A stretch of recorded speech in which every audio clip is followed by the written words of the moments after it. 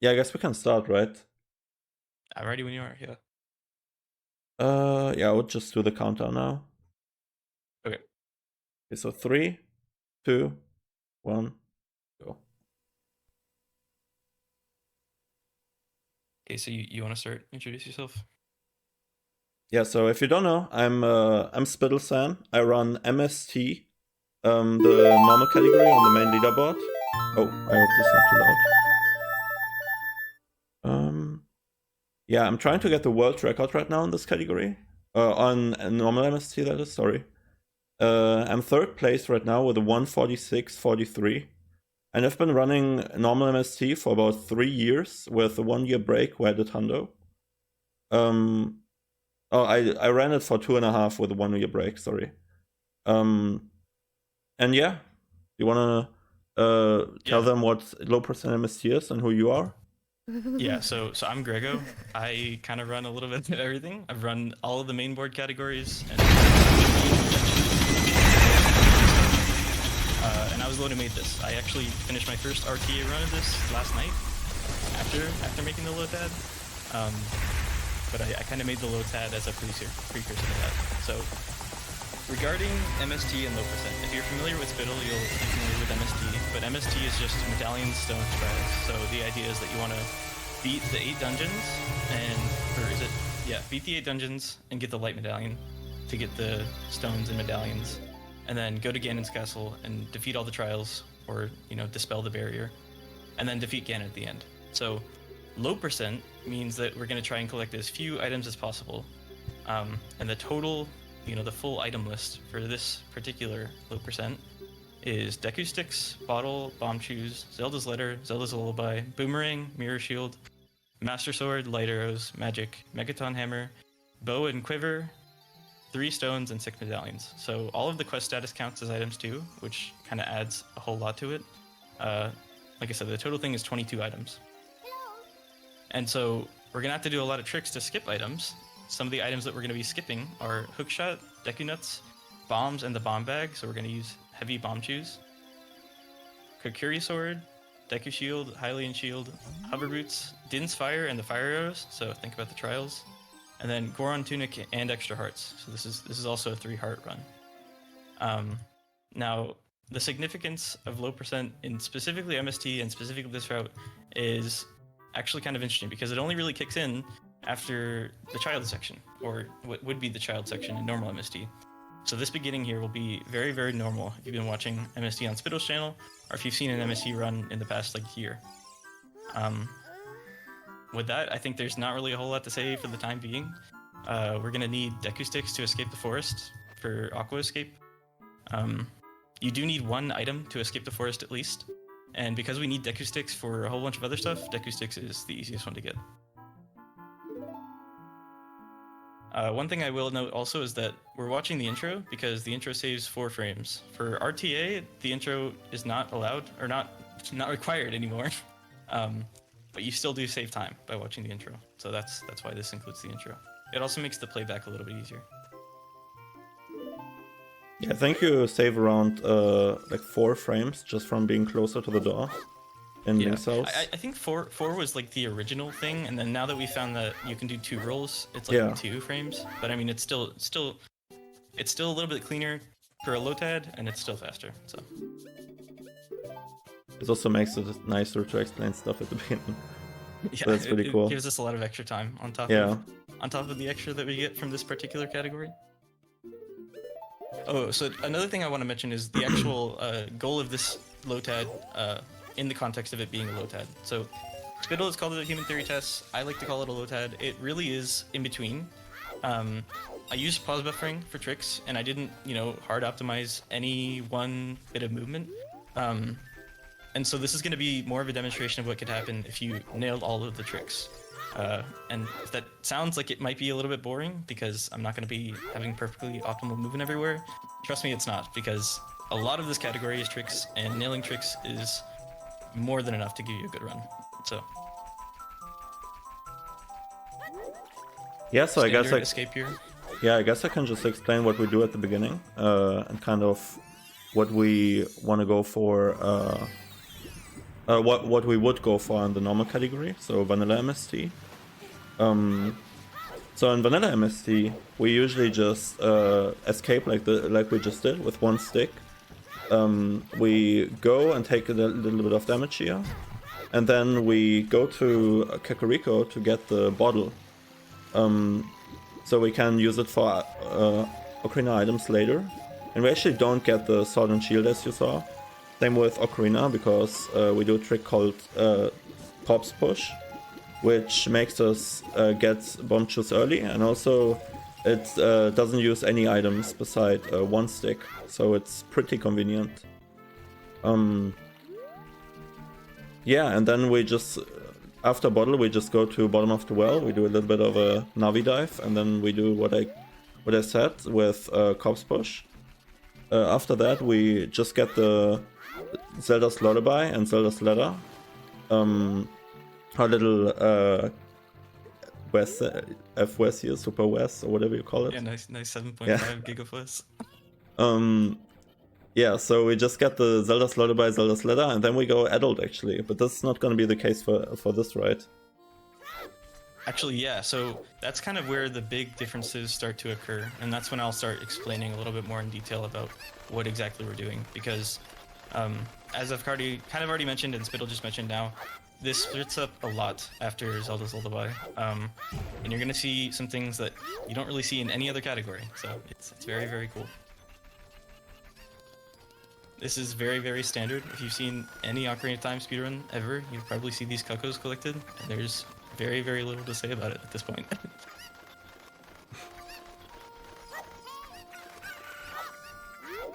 Did you grind Cuckoos at all, or was this kind of a one-off thing? I think this was actually like second try, and they weren't bad, which was good. I'm glad I didn't spend a whole bunch of time here.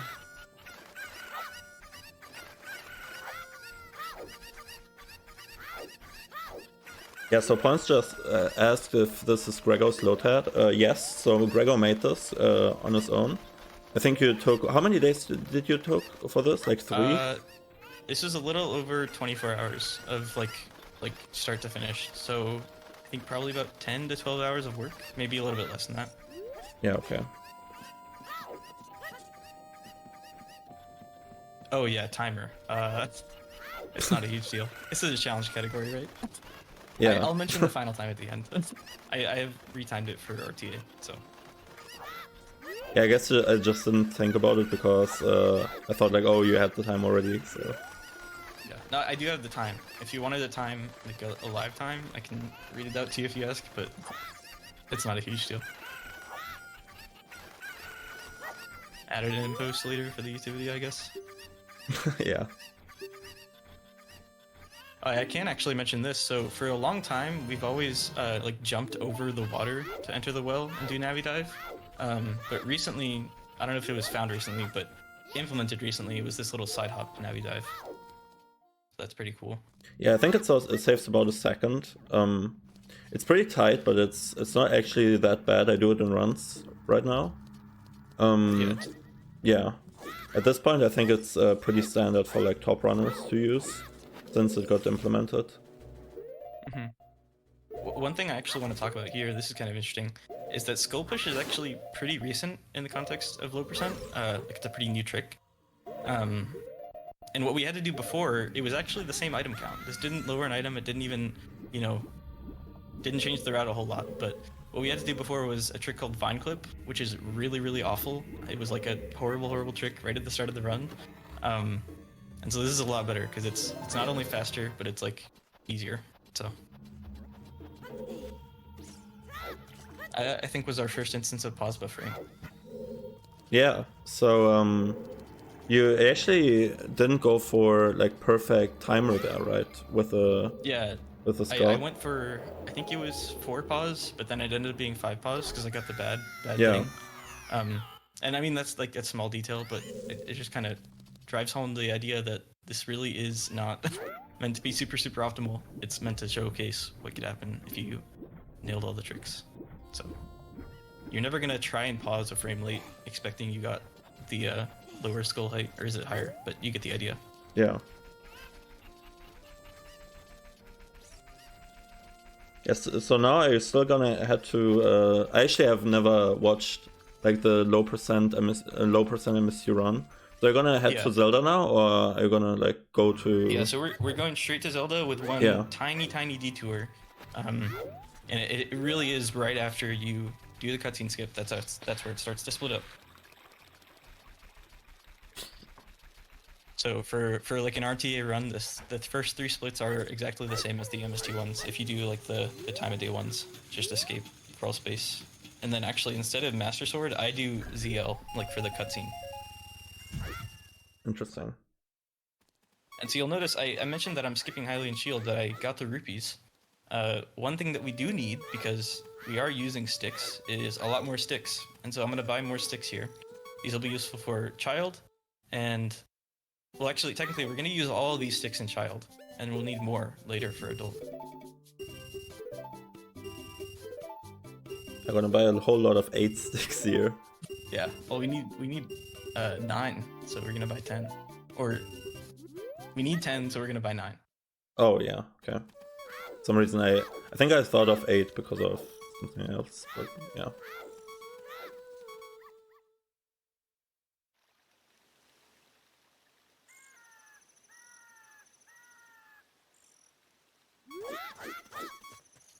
I know the game audio was a little loud at the beginning. I forgot to like adjust it.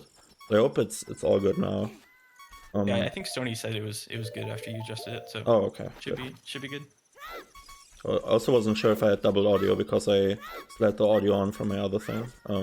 Yeah, yeah. that was fixed after you restarted stream, so yeah, we're good. Oh, okay. One thing I'm actually going to cover right now, in a little bit more detail, now that we've equipped the bomb shoes, is that there are a finite amount of bomb shoes in the game. If you have the wallet, or I think if you beat DC and you like go Child, you can get more bomb shoes from shops. The wallet, you could buy them from the carpet salesman.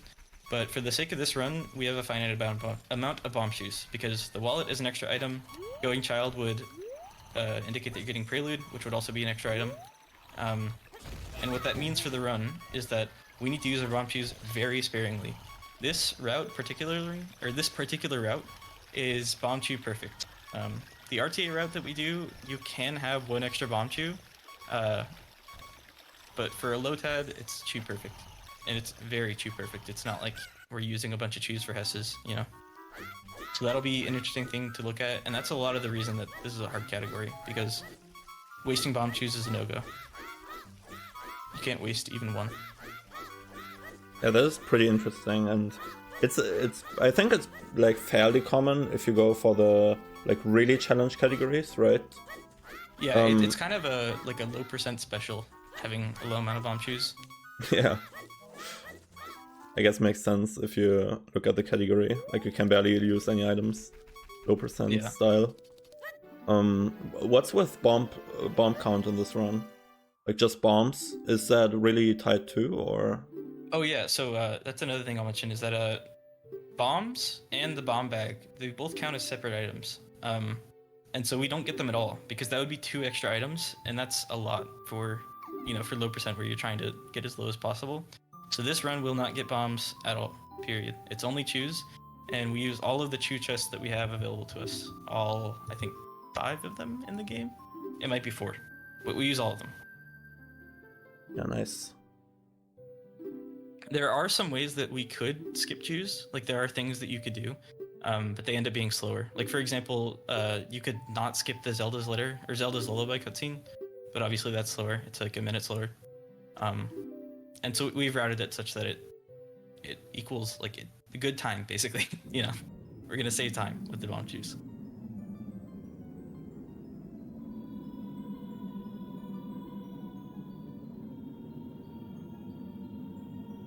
Oh, another thing that I could mention also is there are a lot of cutscenes, sadly, because there are a lot of cutscenes that we can't skip due to either not having the explosives or not being able to because of other cutscenes that would trigger. So there are going to be a lot of bathroom breaks, and I'll mention them from this point on to the end. This one is already one, but it's like kind of too late, right? Yeah, kind of.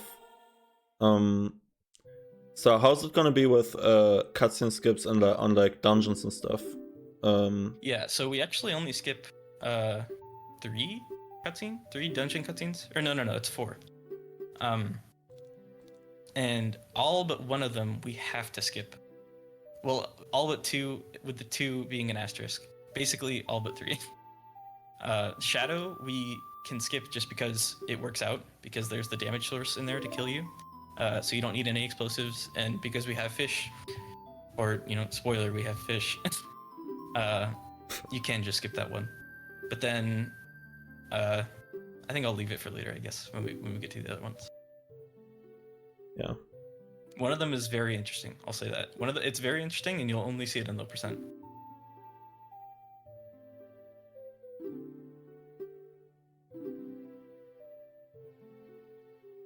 No, that's the only spoiler, I promise.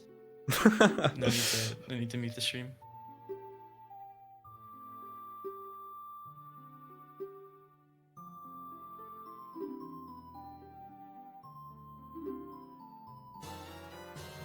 Okay, so there's Zelda's Litter. I think this is 5 items already, or maybe it's 5 with the song. Yeah, right now item count's gonna rack up pretty quickly, I think, but later on it's probably gonna slow down, right? It's actually kind of strange. That's kind of like the last thing that comes really, really quickly. Everything else is pretty spread out from this point on. Oh, interesting. Okay.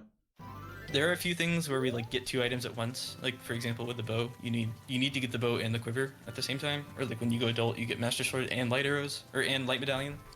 There are a few things like that, but for the most part, it's gonna be pretty spread out. Yeah. So now I'm doing a backwalk, and it's pretty clear where I'm going to. So it raises the question: why am I going there? I'm going to Lake Hylia right now, and what business do I have at Lake Hylia as child? Hmm. Am I gonna go to the water temple and fight Morpha? Morpha no hookshot? Interesting question.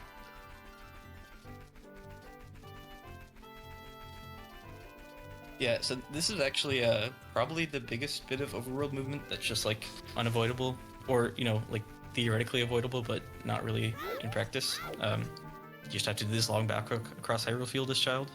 Yeah, so why don't we do this now as adult? Is it just because we don't have shield at first and stuff, or? Actually, so this is going to affect a few things, but we have Zelda's Letter now. And if we want to do a equip swap to get the boomerang as adult, we need a fairy spell. So we just cannot do that. If we can beat Jabu as child right now without any more items, then we're going to do that, because it'll be better in the grand scheme of things. So yeah, Stony was right. We're going to clip into domain, and we're not going to clip. We're going to do a kind of precise Navi dive. It just works out that this is a little bit faster than lab clip because we have Navi from the death. You'll see it barely works. This is so cool. Yeah. That one's actually not too bad because the setup is very good, but it is precise. So now we're gonna get a fish, and this will be useful later. Another thing I'll mention is that for low percent, the fish does not count as another item. The bottle and whatever we put in the bottle is all the same thing for us, right? So the fish, we're gonna get fairies, we're gonna get whatever else later. That is all just the bottle. So this is actually a pretty cool trick. This is something that wasn't in ZFG's old run, if you've seen that. Save the bomb chew, and we can just clip into Zora's fountain with an empty jump slash. So the way that works is that when the stick is fading out from the flame, right, it doesn't actually have collision anymore. So you can get into the corner there and not get any recoil from the jump slash. And the momentum from the jump slash without the recoil is enough to clip you into the corner.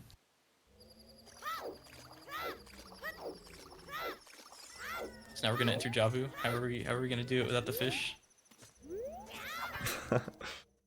Really funny that you're getting a fish right when you would get it in vanilla or in the normal playthrough, Yeah.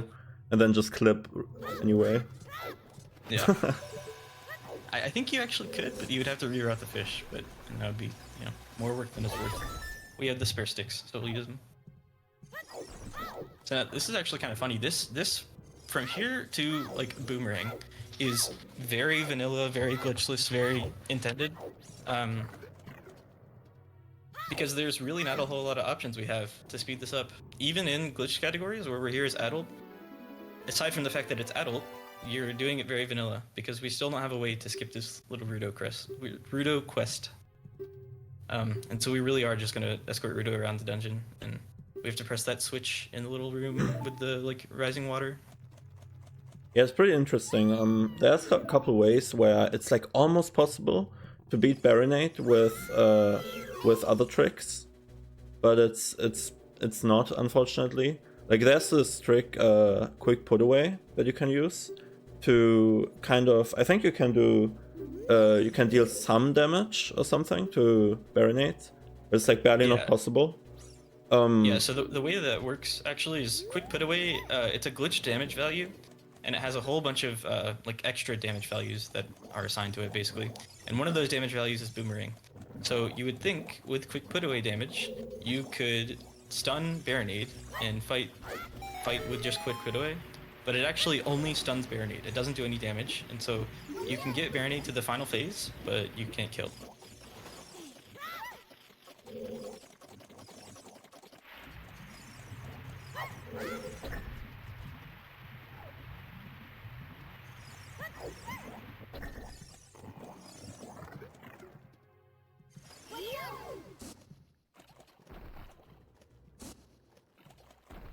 It's funny, people always shame people in LOTADs for killing the Octorok or not killing the Octorok, but we can't even kill the Octorok if we wanted to, because we don't have a shield.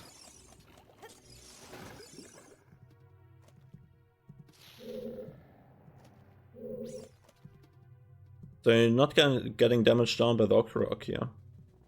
Yeah, we don't really have a reason to. Interesting.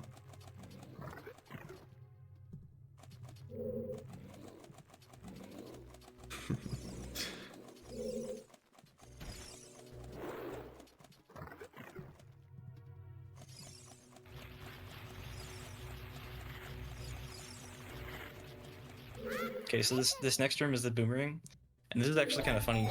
The best way that we have to fight the little rays in this room is Rudo. We can't use all of the sticks because it would be not only annoying, but it would obviously waste the sticks. And Rudo is actually not that slow when you don't have anything else. So we're just gonna throw Rudo at the ground, and it's enough to do it. Oh yeah, and we can see up on cutscenes where, for example, the chest appears or a door opens sometimes. And depending on the cutscene, it can save 1 frame or up to half a second, which, for example, is on the Dead Hand chest. I think on both Bottom of the Well and Shadow Temple, but on the Bottom of the Well one, I'm not sure. And it's also a huge time save in Light Trial. So in Light Trial, when you kill all the enemies and you see up, you can actually save up to like half a second, I think, just by having like a zoomed in angle where the cutscene plays a little different. Okay, so here's another trick. If you're familiar with Glitchless, you might be familiar with this. But in Glitchless, you've probably seen it done with a bomb, or at least with a shield, and maybe even multiple bomb shoes. We're gonna do this damage boost over to the pre-boss room, and we're only gonna use 1 chew. No shield, just chew and stick. So this is actually not quite as precise as it looks. It's also not quite as annoying as it looks, but it is really bad. It's not a good trick. That doesn't look great. Yeah, it's not the most fun way of doing that.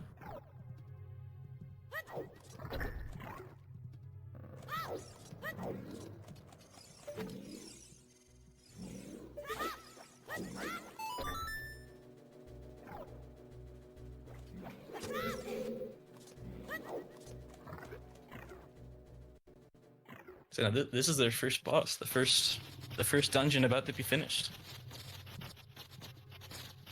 Yeah, so I'm guessing you're not gonna do Jabberong Warp here?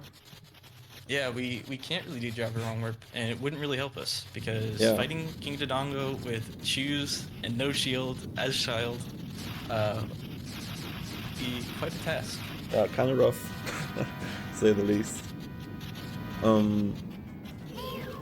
Yeah, so this is just probably gonna be a pretty standard boss fight. Yeah, it's actually going to be especially standard because we don't even have nuts, so it'll be very, very casual. Yeah. I still don't have a sword or magic, so you can't like spin attack or anything. Yeah, you'll see we have to waste 3 sticks on the final phase because we can't crouch that, we can't get IC. Yep. We do really just have to hit Baron. In the non-MST route, this was actually we actually used to quick spin the boss or the first phase because we couldn't use nuts. We also like in the Manta room, we had to like roll to make the Mantas go out of the ground and then like slash them with the sword. So I guess this is not foreign to like MST, but yeah. You could also use the pots, Cabbage says, but no. We will not be using the pots.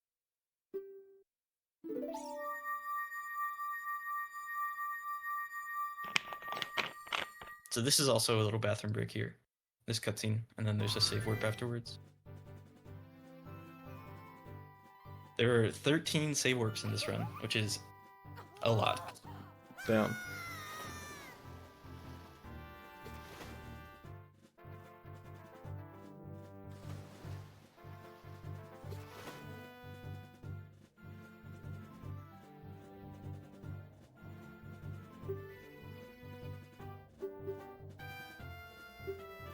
Yeah, so now we cleared the first dungeon, Jabu. What are we gonna do after this? Well, we still got a little bit more to do as child. If you were paying attention carefully to the item counts, or if you've seen this run before, you'll be familiar with what we're about to do. But it's definitely not a standard thing, and I think it's a pretty interesting one. We'll obviously be starting in Kiri Forest, because that's where our save warp is as child, but where we go next is anyone's guess. Also, it's pretty interesting that Jabu is the first dungeon. That's not really a very common thing.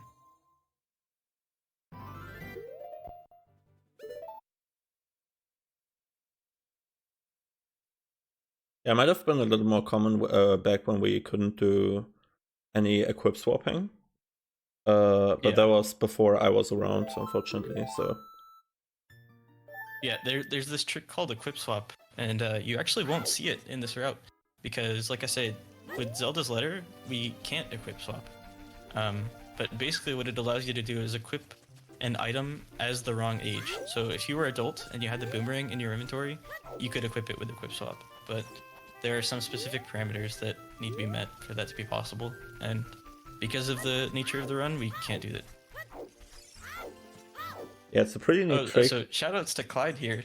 I was making this on stream, and he actually mentioned I can skip this owl with item swapping, like a true glitchless runner. Oh my god. So, Nice bunch first of person frame-perfect item swap. swaps. Yeah. Standard escape again. I guess we can also explain a little like how owls work in that case.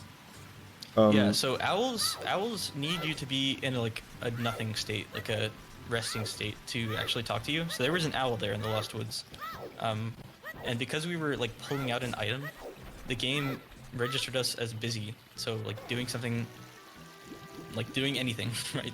And what that means is that the owl can't talk to us because we're not in that that neutral state. There's actually another owl here. We're gonna skip with a different method. We're gonna skip it with a dive. So you should actually be able to see. No, not quite.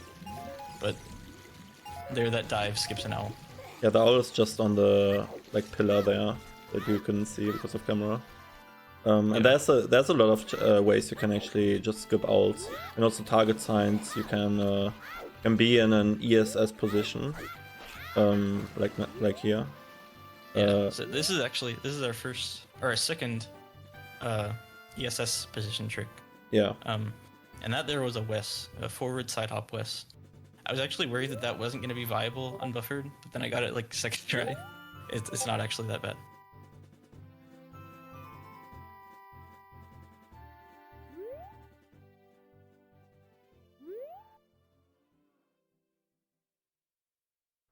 So it looks like we're going to Gerudo Valley. I know we're not getting Requiem, so there's not a whole lot of other items that are out here. There are some bomb chew chests. Ooh, okay. Gotta get all the bomb chests, collect all the bomb chests in this run. Yeah. Yeah, like I said, we literally do collect every bomb chew chest, so Yep. gotta start somewhere, right? It's actually pretty cool, getting there as child.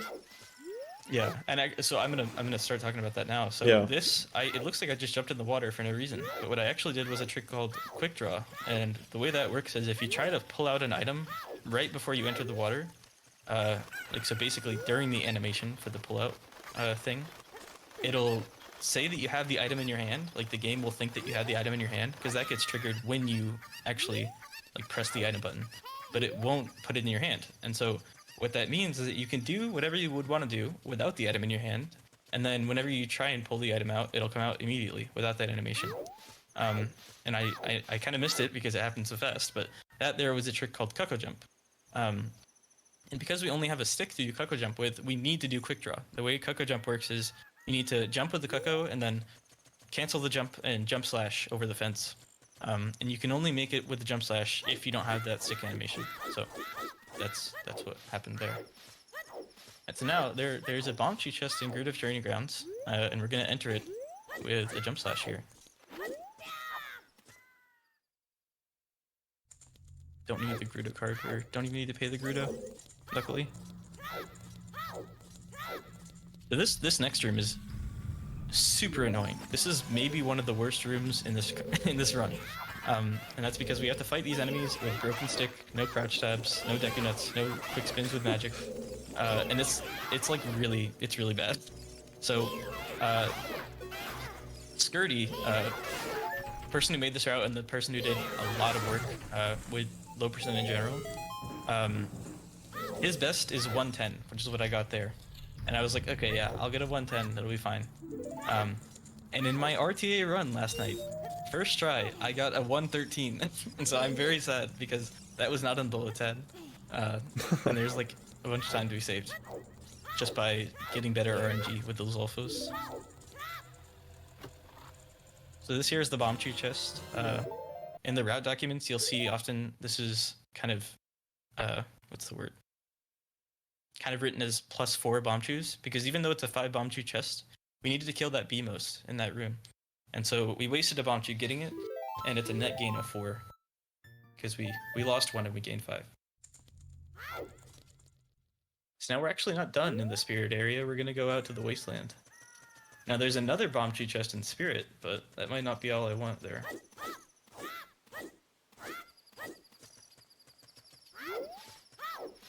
You can actually skip this gate with just a side hop.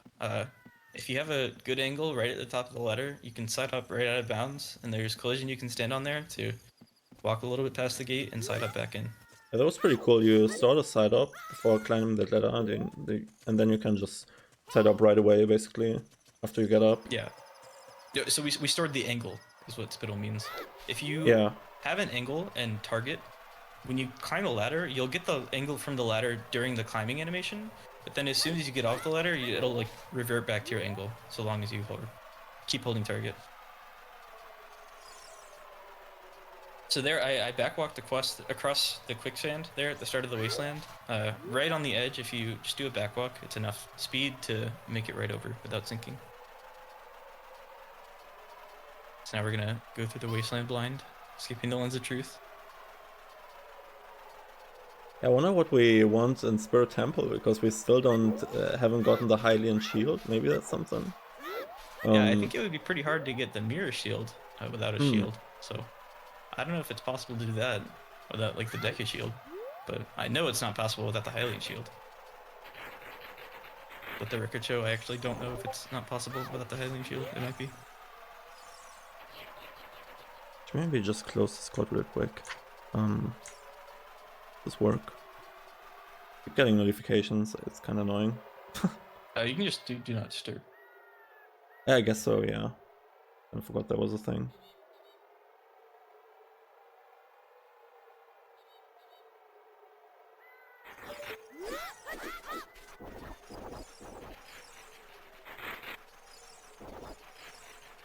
It should be fine now.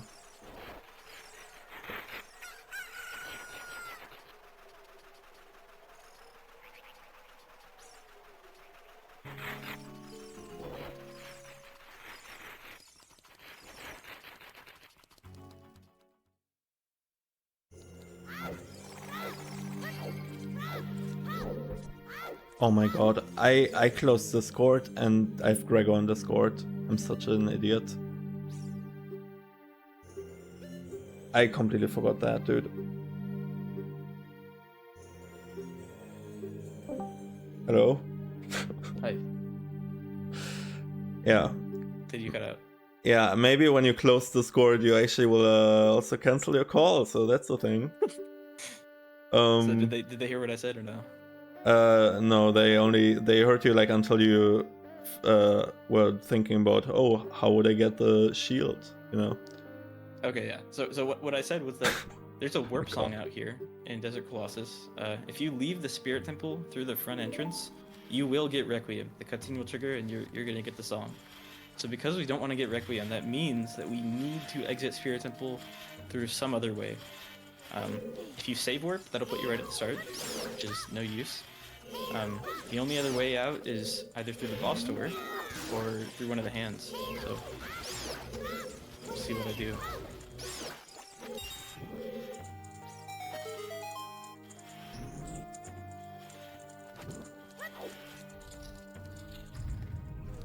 So we're just lighting these torches here to get a key. Oh, that's another item that actually doesn't count for the sake of loot percent. Keys, boss keys, and maps and compasses do not count. I don't know that I agree with that personally, but that is the rules. I actually don't know if it would save any items if that weren't the rules. But this route will not regard skipping keys and boss keys. I mean, I definitely agree with smell keys, I think, because it's a usable item. Yeah. Same with like rupees and, you know, stuff like that. But boss keys and maps and stuff, that is pretty interesting, actually. Yeah, it's kind of interesting because boss key or maps and compasses especially, there's like literally no use for them in a speedrun, right? Yeah. Other than for like a 100% category or a category where you're trying to get those specifically. Like unless that is a specific goal, there's not really any reason to get them. But boss keys, you know, boss keys play a huge part in low percent because if you could skip it, that's usually a lot more interesting than not skipping it, right? So I will spoil that we are not getting any boss keys, but if that were not the case, can't say that it would be the same run. Damn.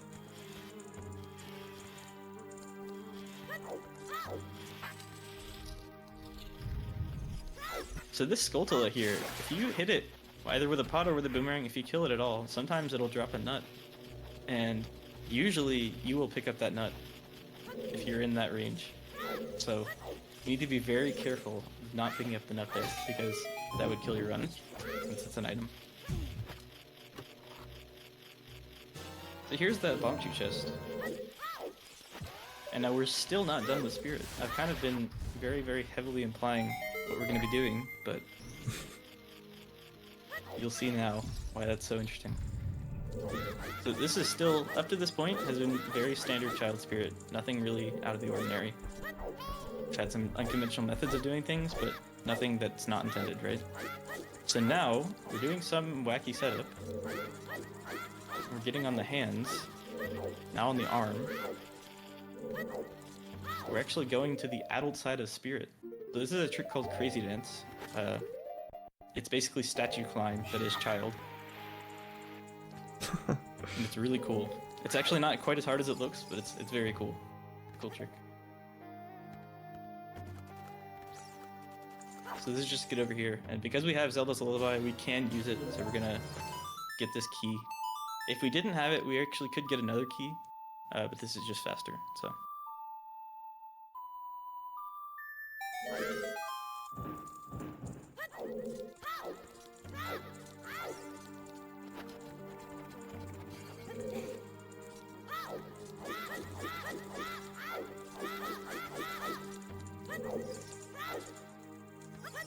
So our goal right now is to get the mirror shield.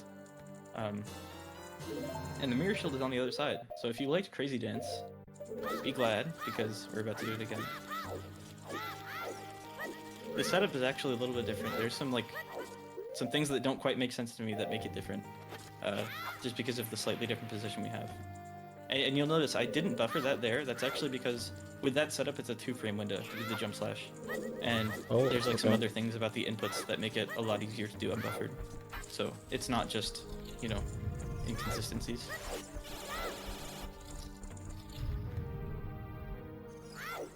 I just love that it's called Crazy Dance. I didn't know that actually. Yeah. I just thought it was like adult side as child or something. Yeah, it's like the meme name for it. You can call it Statue Climb as child, or Statue Climb, but Yeah. Crazy Dance is like the good name, the soulful name.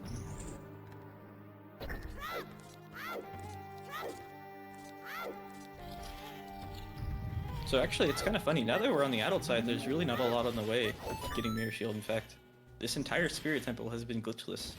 Well, except for the Ocarina items, but...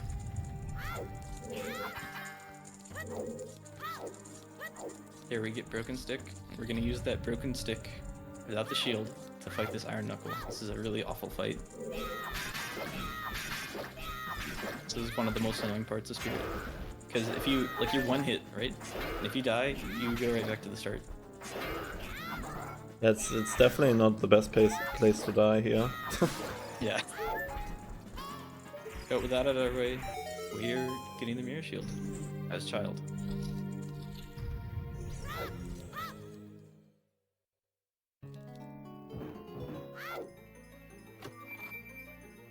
So now that we have this, there's really not a whole lot more to do as child. There's not really a whole lot in the way of going adult, if you're familiar with glitches in this game. So we're gonna save warp and go escape again, straight to adult. I mean, we can't finish this dungeon as child with Mirror Shield, so... Yeah, not yet. Maybe someday. Yeah, maybe.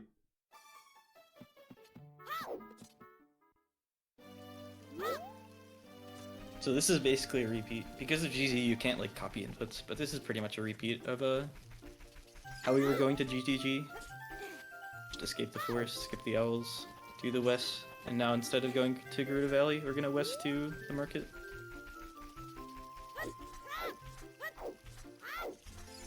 Oh, I hope so. Toxic Oxygen. I think Mirror Shield is child without SRM would be one of the coolest tricks in the game. Yeah, that would be insane. Is that the only thing that keeps us from doing all the dungeons as child? I forget. Yeah, there's a route written up, like in the context of one SRM to only equip Mirror Shield. Yeah. You can beat all dungeons as child and the game. That would be really cool. Yeah, it's actually really interesting. You wrong warp, or wait, maybe I'm not thinking about this right, but you do wrong warps like in a chain with the 3 child dungeons, which is like pretty cool. Oh, okay. Like, you go one to the other. Yeah. Or wait, no, I'm totally thinking about that wrong. But you do like really cool wrong warps from each of them. Like you do Deku to Bongo, which is a pretty obscure trick. And then you do Jabber wrong warp, which is like pretty normal. And then you do Deku or DC to Twin Rova, which is like super crazy.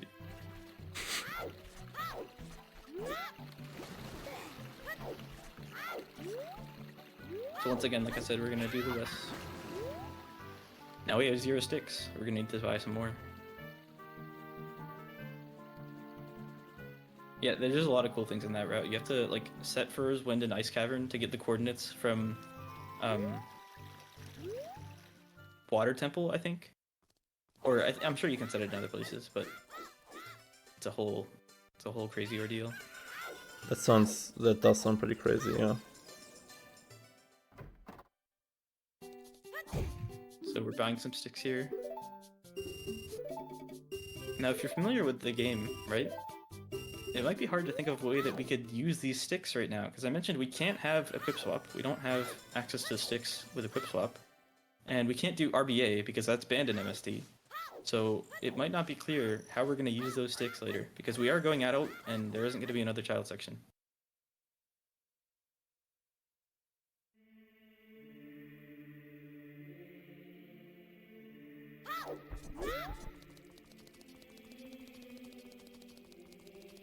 Now we're going to skip the door of time.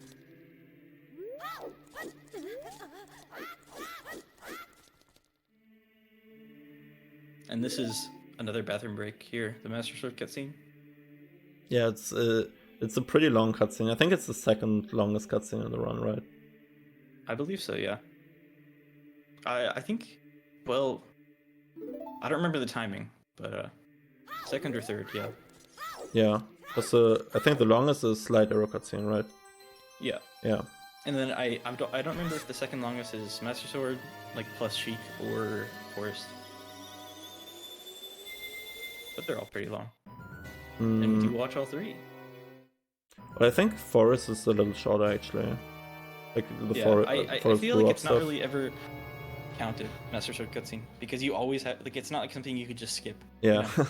It's not like Forest where you're timing it for the sake of skipping it, or Lex where you're timing it for the sake of not getting light arrows. You really do just have to go adult, and this cutscene is a part of that. Yeah. I don't remember how long the Forest one is. I think it's like 240 or something. If you just step in the warp. So it's probably a little bit shorter than the Master Sword one.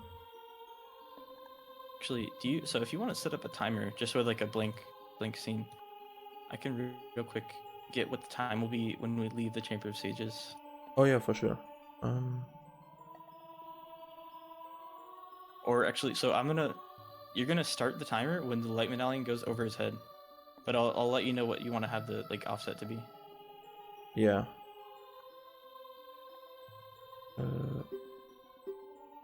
Yeah, just tell me now. I gotta put it in my video editor to reset. Oh, okay. That'll be a minute. I guess I can just add it now then. Back to the recording for it. Or capture, rather.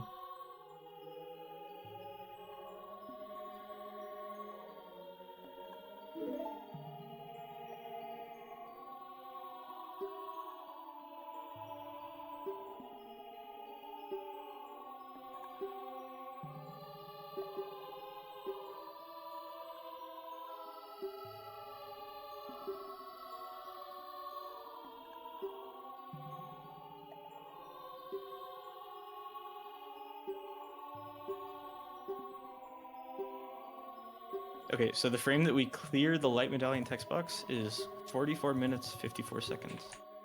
Do you have milliseconds or? I guess it doesn't matter. 6. Just do .6, I guess. Yeah. Be careful, because it's coming up soon. It's when you clear the text, right? Yeah. Yeah.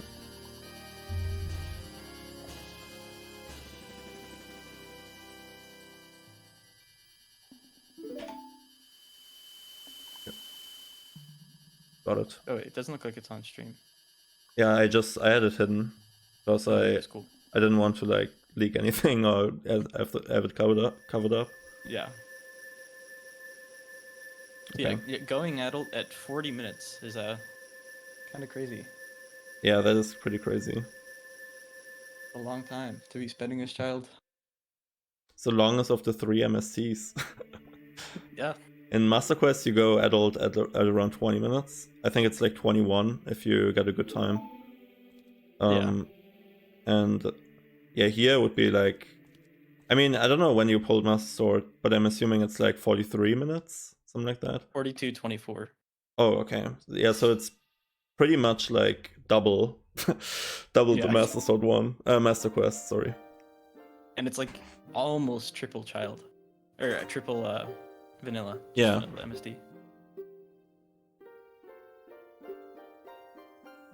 So usually a lot of categories will actually just like immediately pause, save, reset, and that's it after this cutscene. But we're gonna have to do some other stuff. Ooh. Just because of the nature of what we need.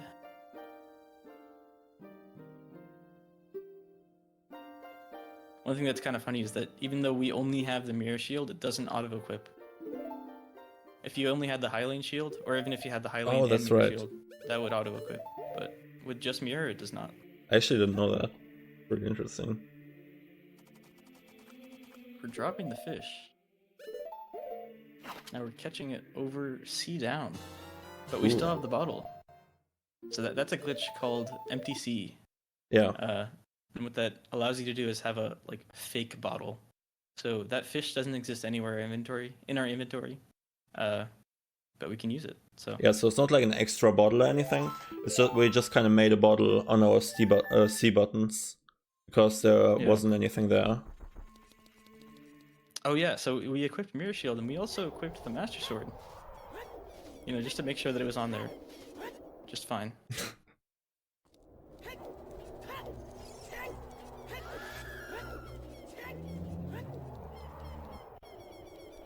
Yeah, so you're not gonna be hessing here at all. Yeah, there's one Hess in the run, and I'll talk about that when we get to it, but it's actually kind of a sad situation.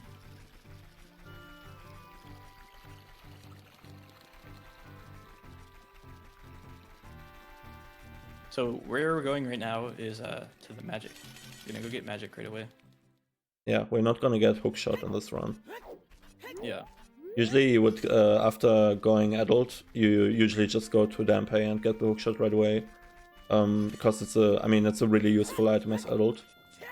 But because it's low percent, we don't actually get the hookshot. So we're gonna do a bunch of stuff that that doesn't need the hookshot to do it. For example, Water Temple, it's gonna be really interesting.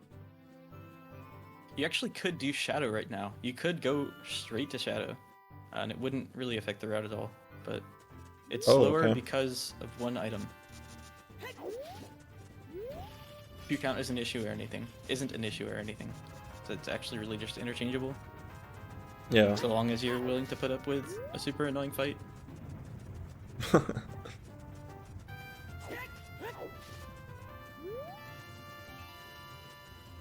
So usually in MST, you actually just climb up the wall here. But we're going to Goron City. And so a lot of routes that go to Goron City actually get the Goron Tunic. But the Goron Tunic is an item, and we're not getting any more items. Well, we're not getting any more items. We're not getting the Goron Tunic specifically. So it'd be pretty crazy if you were done here with all the items. I mean, beside like medallions, I guess. Yeah, I kind of brushed over it, but we're not getting the Goron Tunic or any hearts. And so that'll be interesting to think about how it's going to affect some later parts of the route. Yeah, I mean, you mentioned at the beginning that there's going to be a 3-heart run, so which is really interesting. Yeah. For so there was a ledge Fire Temple, for example. Down here to the Durini room. That's actually kind of a precise ledge clip. It's not really like any of the other ones. It's a little bit more annoying to do. The cues aren't super great for it, but it works. How precise is that? Because I've never tried that, but I've heard a bunch that it's like kind of pretty annoying. I don't know like exactly how precise it is, but I know that it's very picky, like with the frame data. Okay. So luckily with 3 hearts, we do have enough time to get up to DMT here. Now we're gonna get into magic without using a chew. So you can do a trick called a triple slash clip. That'll clip you right through the wall. You actually didn't see the wall at all. It literally did not render, but it was there and it was blocking us. Trust me. It's a pretty cool setup for 2. It's coming it's out nice. and then... Right out of that loading zone, you can just do 2 ESLs left and then 4 side ups, and that's just the position you want. So works out.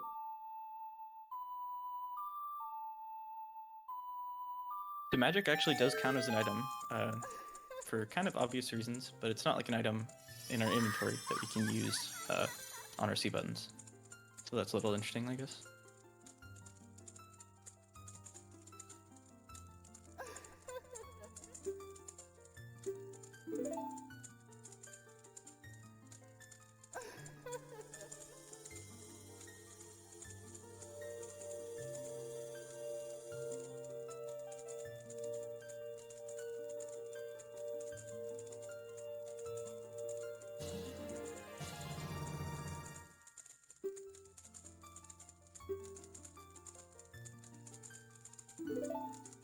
Yeah, so now we get magic, so what's up next? Do you think? Well, we're right here by the Fire Temple. and we don't really need any more items to beat the Fire Temple, so Hmm. we're gonna leave and go right back to Death Mountain Crater. Interesting how we're gonna do that with only 3 hearts. Yeah, I guess we'll have to see what happens, right? Yeah. So this is gonna be our first bomb tree usage as adult. There's not really a way around this one. It does skip Bolero, but we need to use a bomb tree to get down to Fire Temple, so. Easy mega flip. And...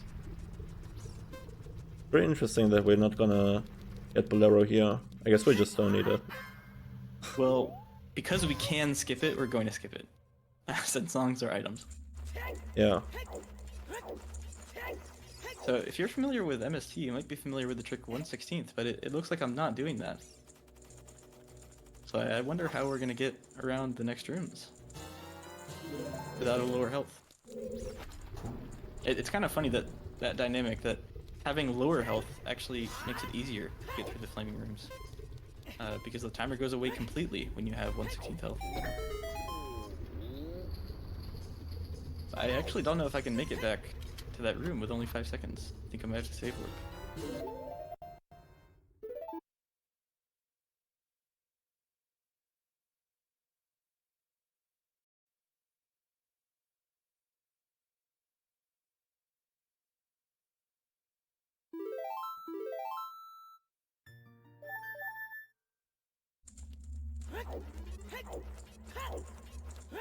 So now we have one key and we can go to the right side here.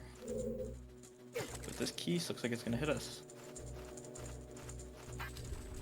So now, because of that animation with the key door opening, we are at 2 and 1/16th hearts. And if we damage down a little bit, we can get pretty easily down to 1/16th heart. And like I said, that'll make the timer go away if you reload the room. So when I go back into that room, the heat timer is going to be gone, and it's going to rid us of most of our worries with the Fire Temple.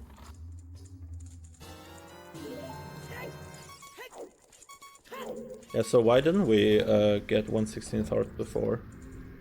Like, Well, so there's actually a reason. So we need to do a rung work to get out of here into the Forest Temple so that we can skip Minuet, getting into the forest, you know, without going through SFM. And one component of doing that rung work is your cutscene pointer. Cutscene pointer is a value in the game that kind of messes with how certain rung warps work for the sake of, you know, categories. And you need to do certain things to mess with your cutscene pointer to get it to work for different rung warps. So normally what you would do is play a warp song, and that's sufficient to fix it, and the rung warp isn't gonna, you know, crash, which is usually what happens if you have a bad cutscene pointer. But because we don't get any warp songs, our only option is to save warp. And save warp actually puts us on the title screen, and that gives us the right cutscene for the rung warp.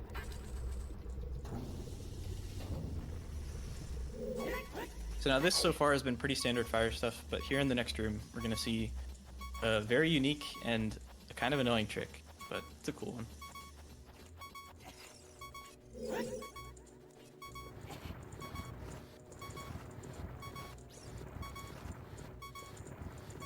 pretty interesting how we can't skip that bombable wall from earlier with like basically I believe in anything. theory, you could do a QPA keys hover over the wall. Oh my god, okay. But for obvious reasons, we're not going to be doing that. It's worth the bomb shoe, I think.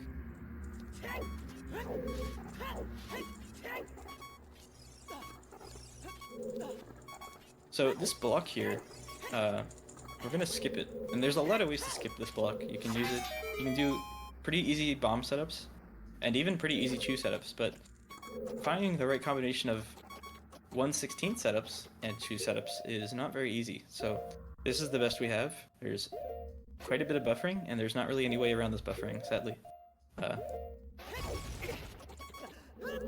basically we're just dropping the chew such that it will clip us through the wall, and we're timing a roll such that we will have iframes when the chew hits us. And that lets us clip through the wall to get the key there. Yeah, that was a pretty crazy setup. I don't think I've seen that one before.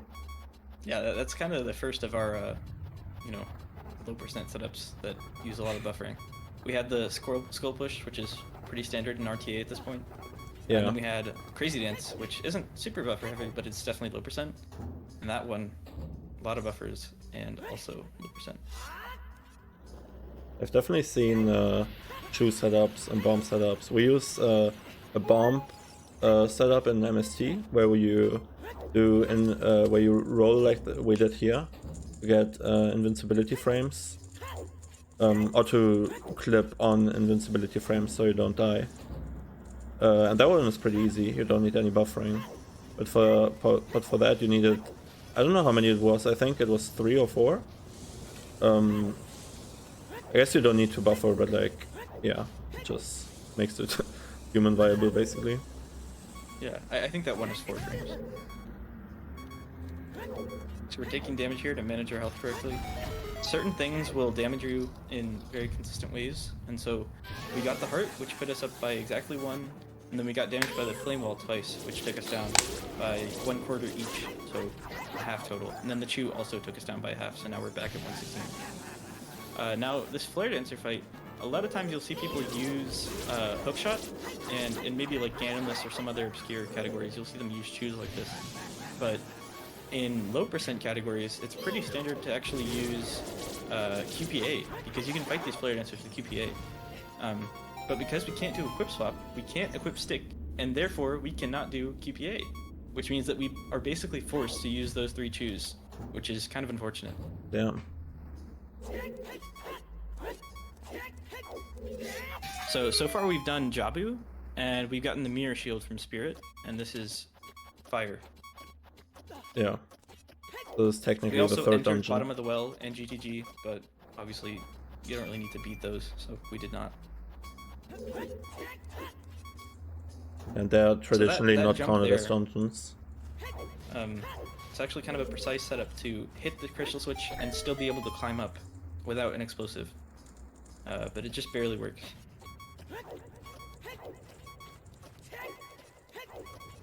And now here, after we have the hammer, our goal is to beat the dungeon. And so we need to get to Volodya's room. Like I said, we're not getting a boss key, which means we need to do a boss key skip. And there's a pretty easy boss key skip here that doesn't require any explosives, but it might require our health. So we don't have a fairy, but we're going to jump down here. And with a well-timed jump slash, you can recoil off the wall into the song time block, and that'll stop you from taking damage, even from such a high height. And then from there we can do this ledge clip boss key skip, which is pretty standard. So do you have a lot of frames to do that, or is it pretty like precise? It's pretty precise. There's a few. So the jump frame is like the indicator, or the frame that you like pause on. Basically, you saw I paused there to equip hammer. That's like your first cue, and then depending on what frame you pause on there, the frame data for the actual jump slash changes a little bit. But it's usually 2 to 3 frames, so it's not terribly difficult to do unbuffered. So now, usually you'll see people use explosives to fight Wolf, or like do a weird shot, you know, and shoot arrows. But we don't have a way to do a weird shot or a way to shoot arrows, and we don't want to waste our explosives, which means we're gonna have to do a good old casual 4-cycle Wolf. And second casual boss. Nice. Yeah. It's a recurring theme, right? You'll either have super, super not casual, like not even normal for RTA stuff, or like literally exactly what you would do as a kid. Exactly.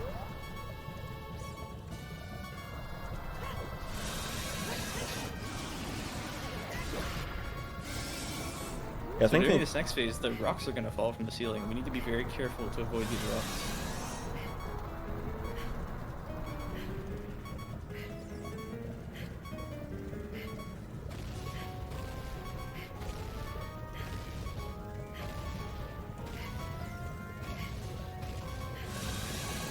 Is it just a general thing that you can stand still to avoid these rocks?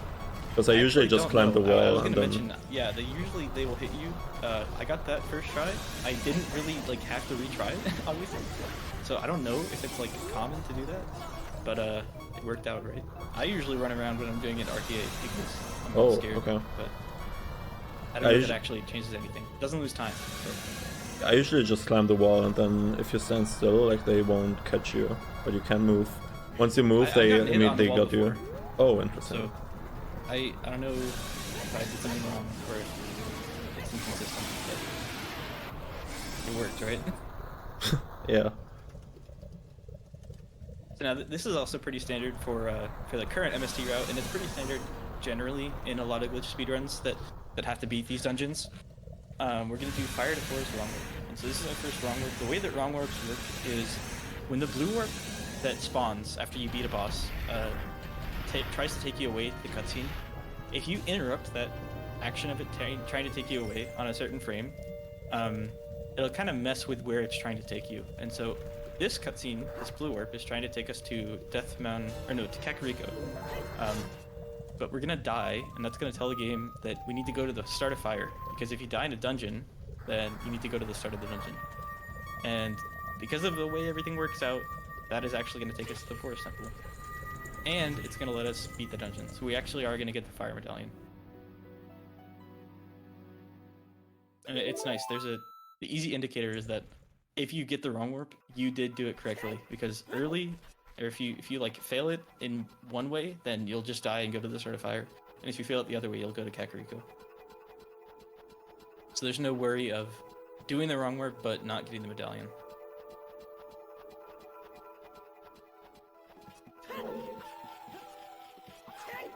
So now, Forest is actually pretty interesting, and for me specifically, learning this category, Forest was one of the most intimidating things, because it's very, very different from anything else I've done. You'll see here, it's pretty interesting. We're obviously getting keys, so we're gonna need to use keys. Yeah, we're not gonna do it all early bow in this category, unfortunately. Yeah. So if you do this thing here on Buffered, and you can skip the cutscene here, and it saves a little bit of time. Even though we don't actually need to go down to the basement. That trick is usually used to go down to the basement. I actually have, I think that is consistent. I am well practiced in doing that unbuffered. I think I did it in my GSR PB. Just basically for fun.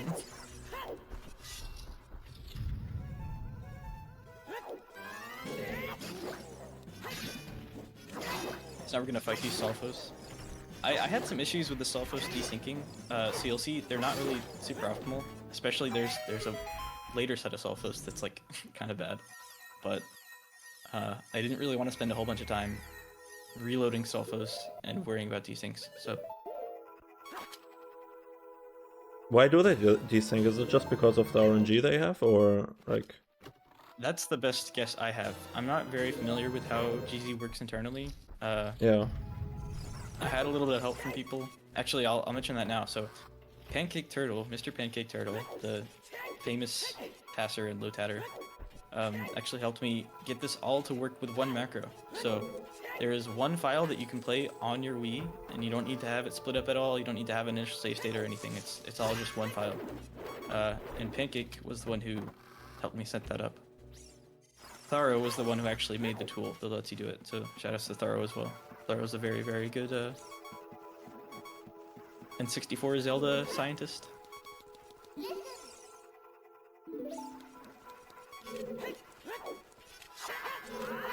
So now, we don't have strength to do this block room, and we need another key to get to the bow room, but we're gonna have to get through this room without strength. There really isn't another way to get up to the bow, so something to consider. There we did a recoil jump down to this door here.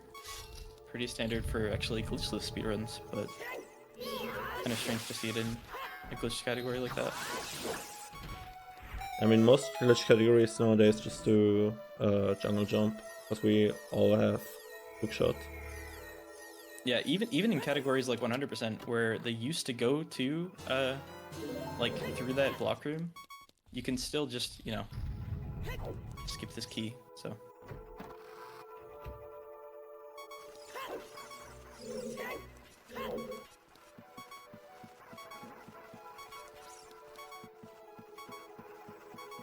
It's also very interesting to see without hover boots, because usually we could use bombs and hover boots to just get ground jump and then go on the blocks.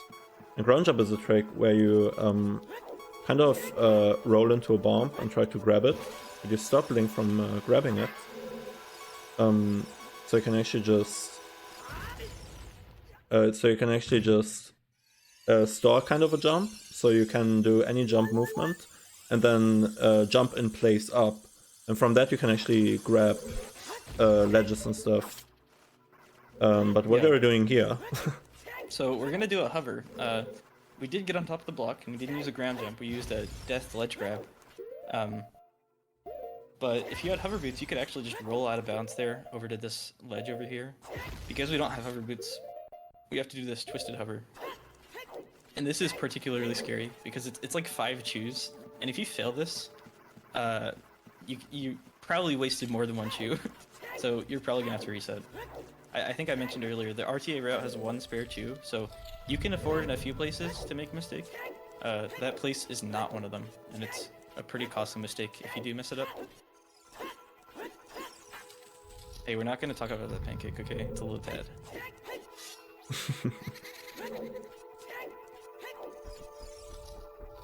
So these are the Stalfos here that desync. Pancake is gonna be pretty mad because I think he has the fastest recorded Stalfos in this room.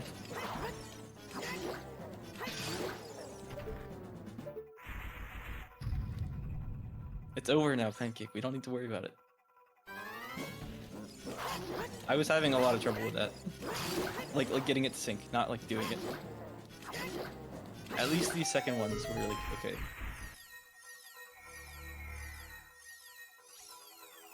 No. So the issue was if I tried to save and load states in this room, like with the Stalfos active, then it wouldn't play back correctly. So my save state was like before the door. Yeah, that nut is kind of scary. I mentioned there was a Skulltula earlier that had the potential to drop a nut. These Stalfos also can drop nuts. And we want to avoid those.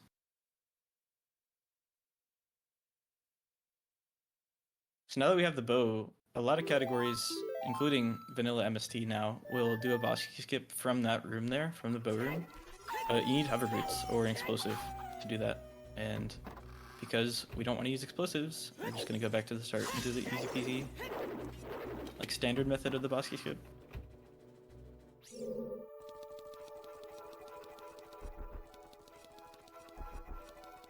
And this is actually kind of a sad note. It'll come up here in a minute, but Phantom Ganon, we get to fight Phantom Ganon normally. And that's sad because not only is it a little bit more boring, but low percent often gets to use the QPA strat to fight Phantom Ganon, where you hover off the lightning and hit Phantom Ganon in the air, like mid-hover, which is super sick. It's in all dungeons, both MQ and vanilla, as well as I think RDO. Well, yeah, RDO has it as well. But because we have bow, because we're allowed to use bow, we can just fight Phantom Ganon normally.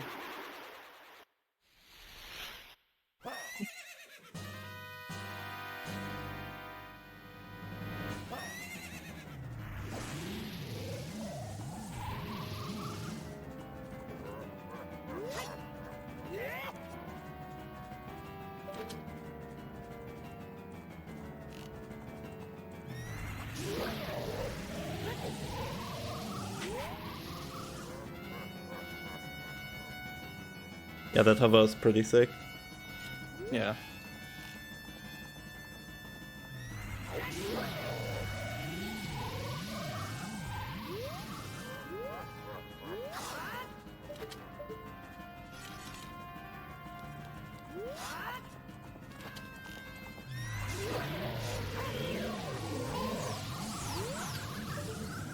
Come to think of it, I think there's actually like very few bosses that we get to fight like, in a cool way, and even the ones that we do get to fight in a cool way, it's like a slower, maybe even more boring cool way.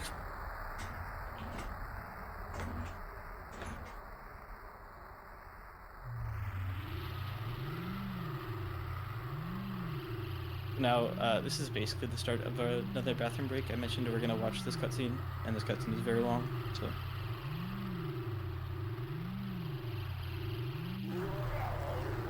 Phantom Ganon is dead, we're just gonna enter the blue orb.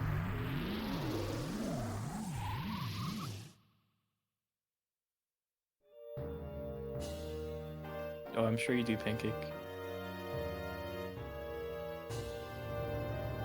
Was there a single cutscene that you didn't skip in Low C? a single blue orb cutscene. I guess there was fire, but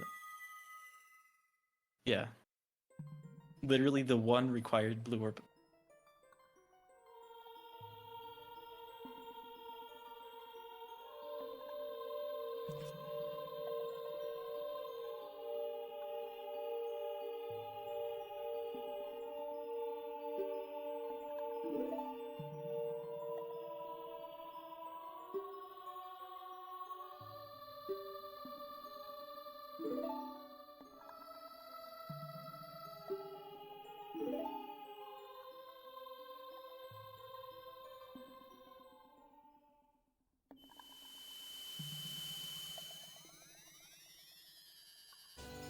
So I guess actually this cutscene isn't really that long. It's the cutscene after this cutscene that longer than usual. Yeah, these cutscenes are probably like the pretty much the same length, right? I think they're pretty much like give or take a little bit. Yeah. It's like it's the ones that have this cutscene plus another one that are like longer. Yeah, makes sense. This is pretty bad. Yeah, this one's pretty bad. We we do all of the bad ones. Luckily, I think we literally skipped the shortest one. Nice. When I started out speedrunning and I failed this, I forgot there was like a cutscene after this. I was like happy that it was over after this when the sapling came out. And then I got that like wasn't that bad, and then yeah. Yeah, exactly.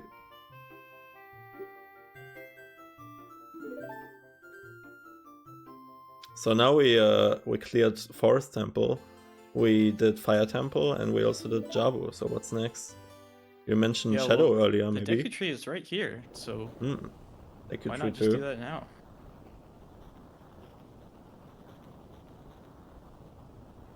It's kind of funny. These are the first adult dungeons that we're doing. Fire, Forest, Deku. In all dungeons, low percent all dungeons, it's the opposite. These are the last 3 dungeons we do.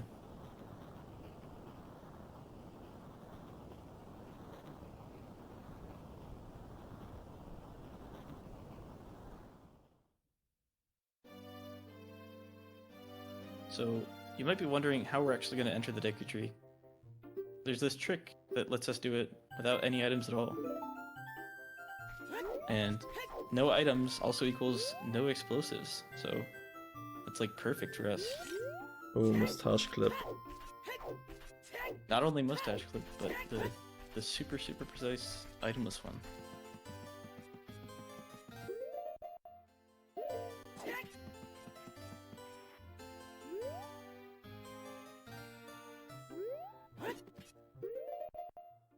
Oh my god. Great. So the side hops there at the end are frame perfect, but because they're the first like actionable frame, you can just mash them, and that's what I did there. I didn't frame events.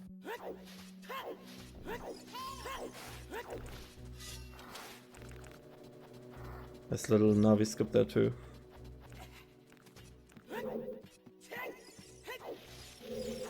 This is kind of annoying. We actually have to go up to the compass room. This is not faster, but because we don't have QPA, we can't burn the web.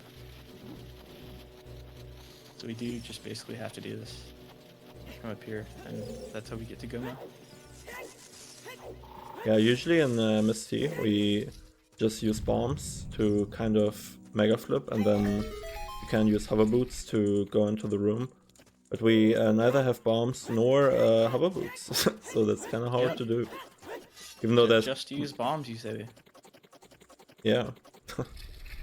You actually can do that without hover boots. It's pretty precise though. There's like more buffering involved. But yeah, you can just hang on the ledge of that thing, and as it sinks, you'll go under the ground with it as adult. So if you position yourself carefully, you can just jump slash right into Goma's loading zone. Yeah, I so guess this is one of those fights that's actually not standard, but it's kind of boring. So you'll see. We don't have nuts, which means that we can't stun Goma on the ground here. And we don't have slingshot, which means we also can't just shoot her. So we need to do something else.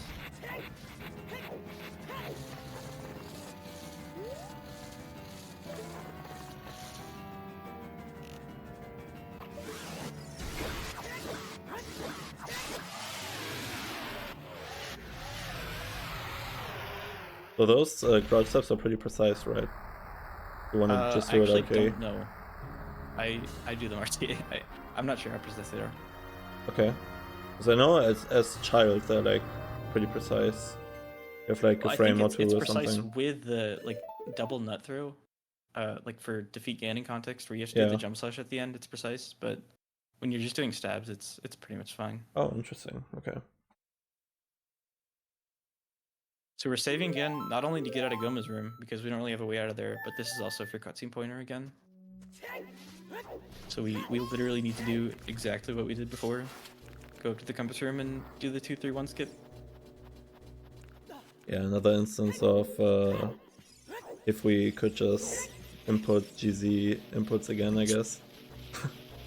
Yeah, imagine. Well, it actually wouldn't work because you have the cutscene, like the Deku intro cutscene, the one time, and then you don't have it the next time, so it wouldn't really help. There's also like the Skulltula RNG that would be all weird.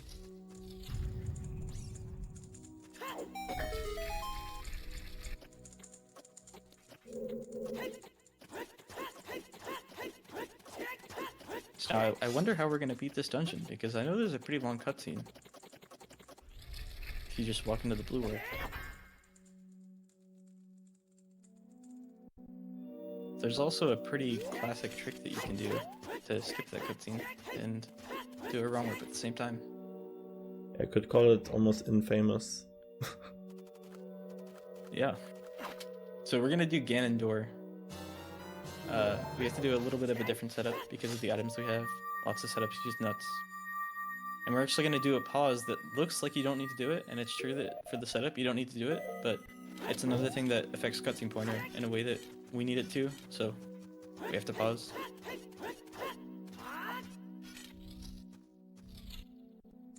So now we're in Collapse. And if you're watching RDO or low percent all dungeons, that's where the run ends. But obviously we still have not beaten any of the trials. We haven't even done most of the dungeons, so still more to go. The main reason we actually want to do that wrong warp now specifically is because it does put you in Ganon's castle, and that's fair game. So there's a bomb shoot chest here that we can get a little bit early and make our explosive count nicer.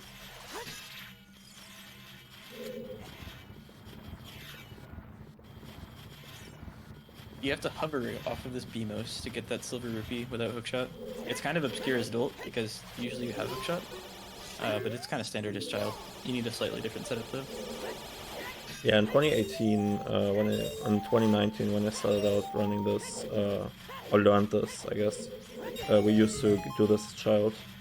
We just did like Ganondorf as child, and then did this. And this is really cool. This is a slug weird shot. So usually you do weird shots of bombs, and it's a trick where you have a first-person item, and you can actually put your perspective of a first-person item underground. And so you don't actually go underground, but your perspective does. And with that, you can reach other parts. So there we did it of a slug, which is kind of weird because you have to do like a manipulation for the slug a little bit. And then you have to do like a frame perfect trick and stuff. But basically, what you can do, you can put yourself underground there and hit the switch. It usually the alternative is that you use the trick called bow extension to hit that, but it actually saves 4 seconds, at least in normal MST. I don't know how much it does there. I think it'd be exactly the same. Yeah, I guess so too. Or maybe a little bit less, because you hookshot through in MST. Yeah, and then you do like a bow shot, but you only shoot it, so I guess it's a little less, because you still have to go through door and stuff. Yeah. But then we do need that door open. It was important that we hit the switch. Yeah.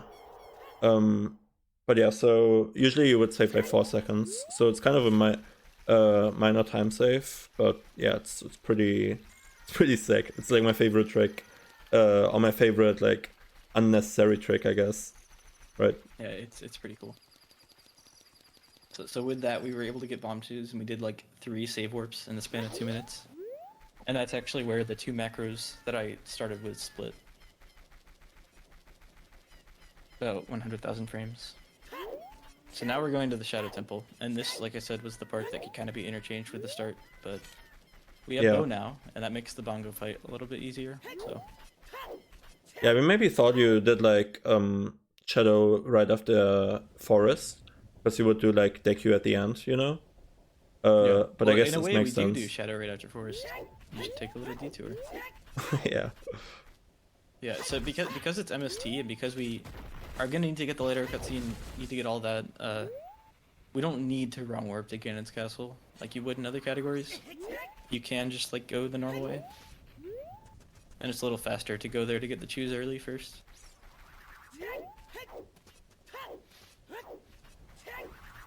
So that was Super Slide Teleport. That's a kind of old trick. Finding new use categories that can't get hookshot. And it's a standard team walk. Yeah, pretty good team walk too. Shadow is actually a pretty stressful dungeon for this. It uses, I think, 4 bomb chews total, and all of them are like not necessarily hard tricks to do in isolation, but when you have to do them all together and not mess up and do it in some weird conditions that you'll see here in a minute, pretty nerve-wracking.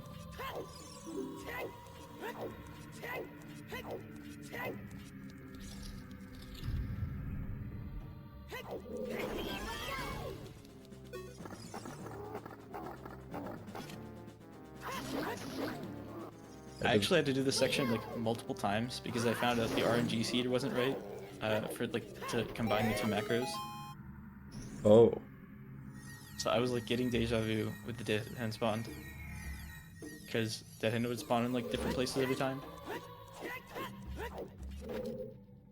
So this here, we actually spawned the hover boots chest. Normally if you do that, you're gonna get the hover boots, but we just want it for this trick here. That mega flip needs the hover boots chest to put us in the right position. So now we're in the boss room, or in the pre-boss room. Gonna do another mega flip over a gap. And now, this is a pretty standard boss key skip.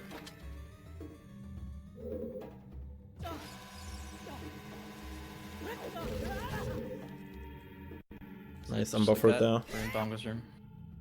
I think the I've only seen a like few bad people do that part. unbuffered. Yeah, I think the only bad part about doing that unbuffered is like the last target frame. Target frame, where Link hangs off the ledge. It's not like too bad actually. It's definitely doable with practice. Yeah. Most of the other stuff's like 2 frames, I think. Like the walk down and then the roll. The walk down is like 5 frames. I was doing my run last night, and I got like a super late frame, and I wasn't even sure if it was gonna work, but it ended up working out. Oh yeah, I think I saw that actually yesterday. Yeah. He posted in clips. Yeah, so with the bow we get the super easy bongo fight, and we also, as a side effect, get a consistent position for the cutscene skip. Depending on where you kill bongo, you'll actually get different cameras, and that'll affect things that you don't want it to affect. So with the bow and with the consistent position, makes the cutscene skip easy.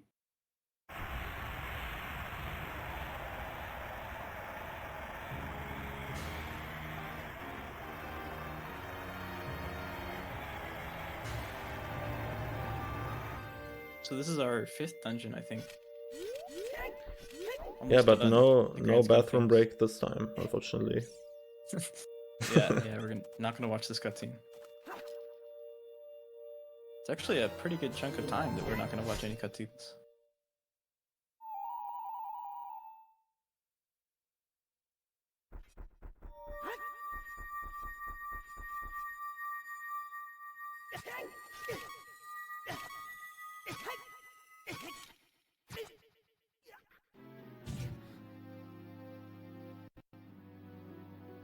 So with these blue orbs that actually like take you straight to the Chamber of Sages, unlike the Fire Temple, doing a wrong warp type like death thing like that will just always send you to the start of the dungeon, and that's just because of the Chamber of Sages. So we call it a cutscene skip rather than a wrong warp, because you don't go anywhere new.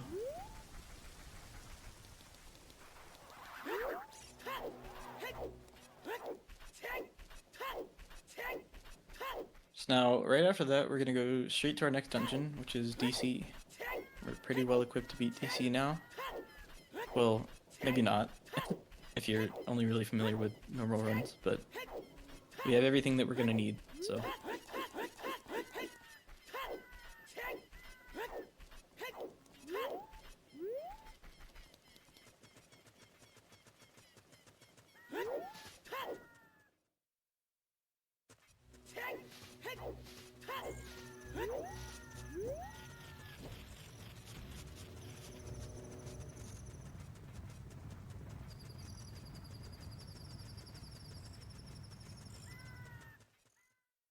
Yeah, also pretty rare to go to DC like that, but not get bombs. Yeah. And it's actually kind of interesting because we have Hammer, which lets us Yeah. break these mud walls without using explosives, which is nice. Yeah, really nice because we are so tight on bomb choose. Yeah. So we're gonna need to clear this text at some point, which is why I'm doing it now. It doesn't lose time. Looks like I'm taking damage.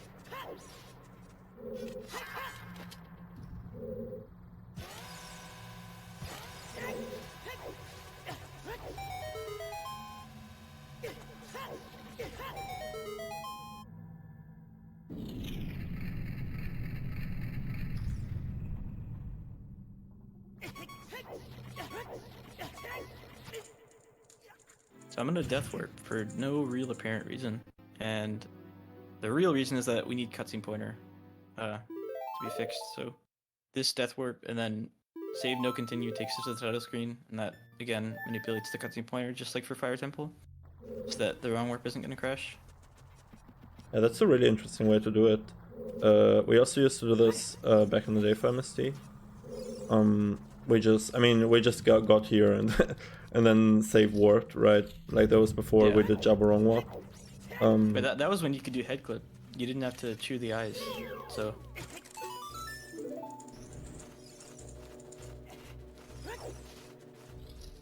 So now we're gonna fight King Dodongo with Choose and Hammer. It is super annoying to do with Hammer, or like fairly annoying. Yeah, Because it's the like, spot is really small. yeah, like the little like spot that you're supposed to like throw a bomb at to hit the wall, to hit the floor there. It's like really tiny. It's like I think 1x1 units. I don't actually know that it's specifically that, but it's really small. Yeah. And so if you want to hit it with like the Hammer hitbox, it's more precise than it should be. Yeah, with it's not like it changes with bomb, because bomb has like such a huge surface area of like where it blows up, kind of. It just kind of reaches that like point and then it's fine. Which is probably why they also didn't like care when when programming it, right? Yeah. So now we did the first hit on King Dodongo with a chew, just backflipped and dropped in his mouth. Now we're gonna do the second with the ground jump. And this is not technically faster, but it's what you would do RTA, because doing the backflip for the second one is like really annoying under these conditions. The ground jump makes it easy.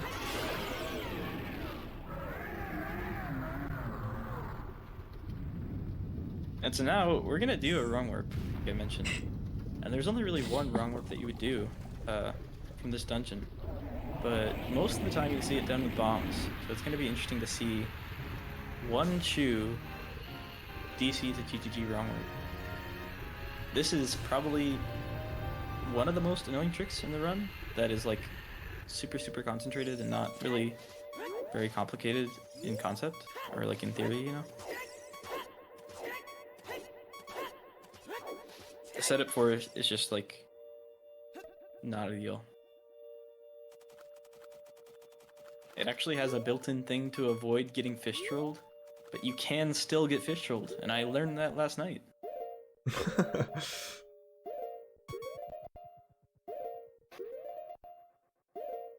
So yeah, like I say, the inputs for this are very finicky and not really lenient, so... Yeah, that doesn't seem great, to say the least. Yeah. Keep in mind, I'm minimizing pauses. This is not like extra buffers. It's just how many you actually have to do.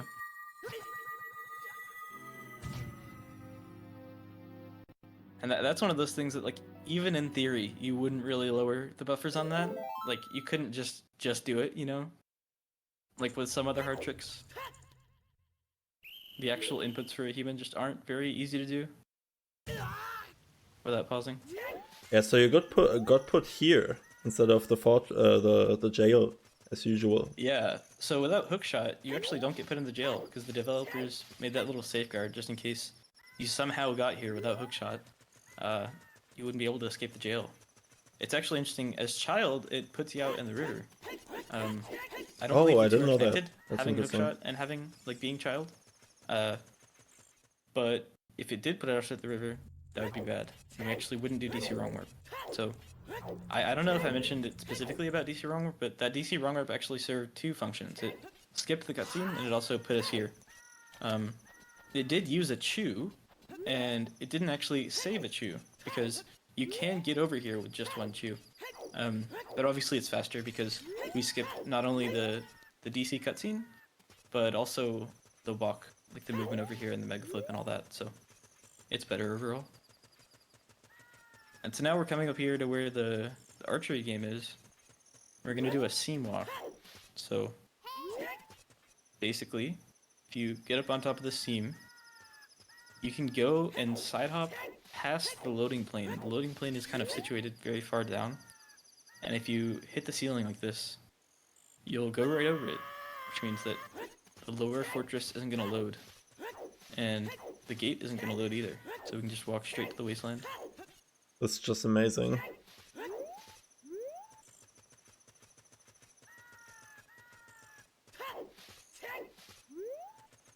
And I feel like this is one of the big things that is very rememberable of like Lopers and MST. So yeah. Yeah, I think there are some other things that come to mind. yeah, for sure. So- but like, that's one of the things I feel like, at least for me, I don't know. There was a certain temple that I remember a lot about from ZSG's run. So yeah, here we're gonna cross the wasteland again. It's basically exactly the same as Child, but it's just a little faster. I'm not doing wasteland tests because of the chew situation.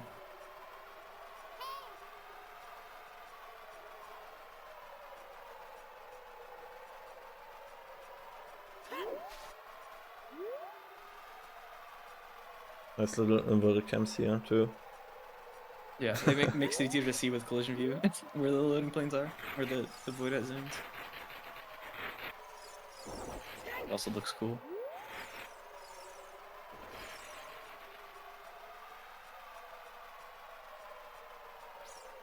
So now, Spirit Temple is actually mechanically a pretty difficult dungeon in low percent. There are a few tricks. Well, really just one trick. That is, I think, probably the most precise in this run. And also one of the coolest.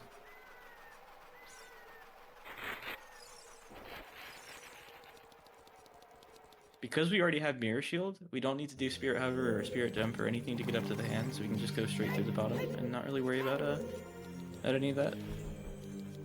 This is actually a new trick, and this saved a chew. It's a triple slash clip into this pillar, and that lets us skip the silver block, skip silver gauntlets, I guess. With just the bow and the shield. And I guess also the sword. You need that to slash. I remember this being a pretty nice thing when it was found a while back, I guess.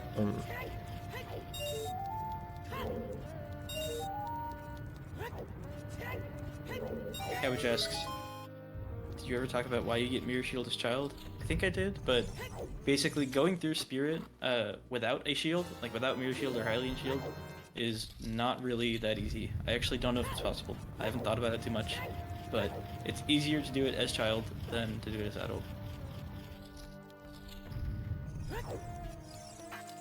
I guess it also works out nice with like routing, so you can route things pretty well as like adult, right? I guess so. I think like it would be nice generally if we could get here without shield. But like getting here without shield and also doing everything you need to do before without shield is not really super easy.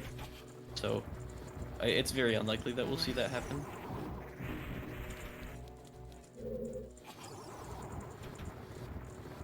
So here in the next room, we're gonna see a trick that has become very, very common and kind of standard. Statue climb. But this isn't gonna be your standard statue climb because we don't have explosives, which means we can't do that little clip up onto the shoulder. And we also don't have hover roots, which means we can't do the little out of bounds walk. So we're gonna have to do something else. You do this setup to do a kind of precise jump up onto the shoulder. And now we're gonna do what looks like standard statue climb movement up to the little like thing between the swords there.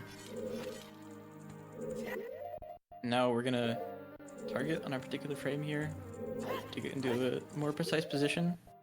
And now all of this is very precise. We need a super particular angle, and you probably didn't see it because it happened out of bounds, but we got a very specific angle with a lot of ESS turns. And now we're doing some blind pause buffering to do a forward side hop with an ESS shuffle just past the inbounds wall there into the loading zone. The loading zone extends out a little further past inbounds, so we can just barely get to it with a jump slash there out of the side hop. And so now we're in Twin Roba, or Nibiru.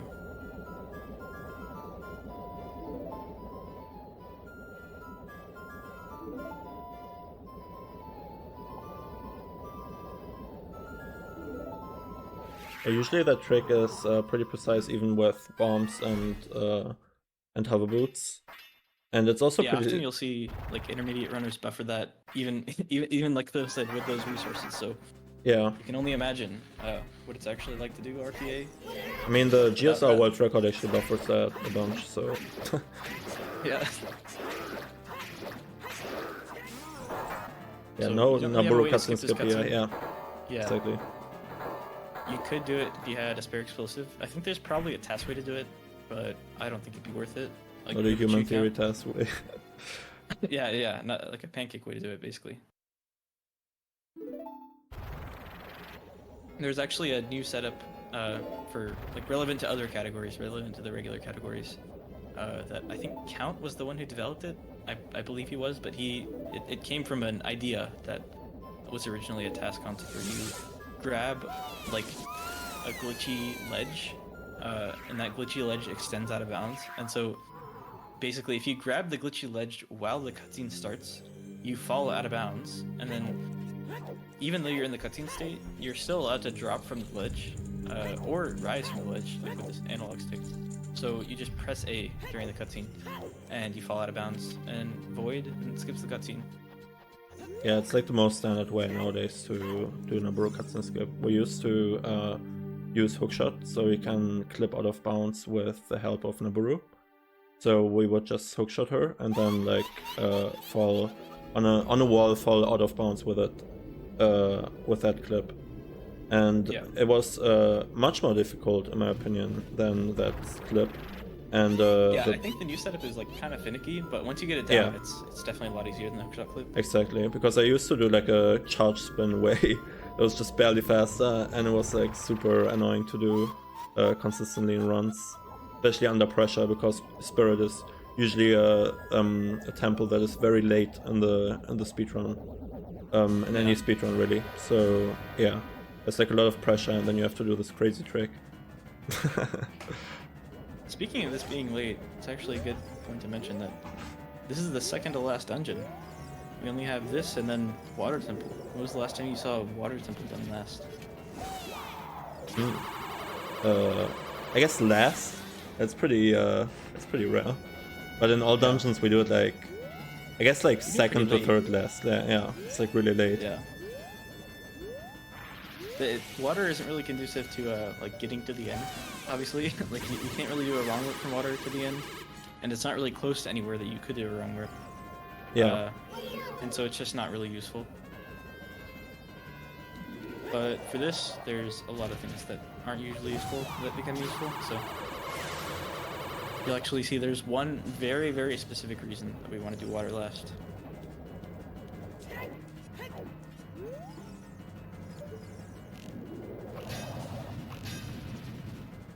So usually, actually, you don't see this done with bow because it wastes arrows. Usually people will use hookshot here to kind of keep the the witches in place. Nice little fall off because there. we only have bow, helps. Yeah, nice little side off. Doesn't waste time. Yeah, you just get spawned on the platform again here, as you saw there. Link does Yeah, a the small cutscene animation. like And then... manually changes your position, so you can do whatever you want at the end of that phase.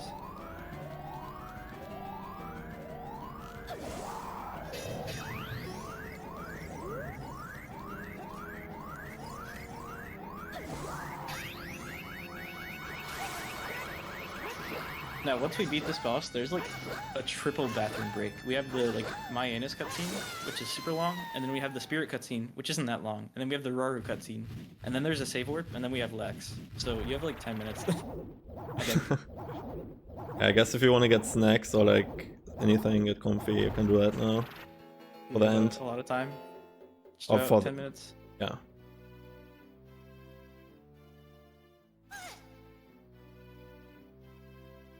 Call your mom. True.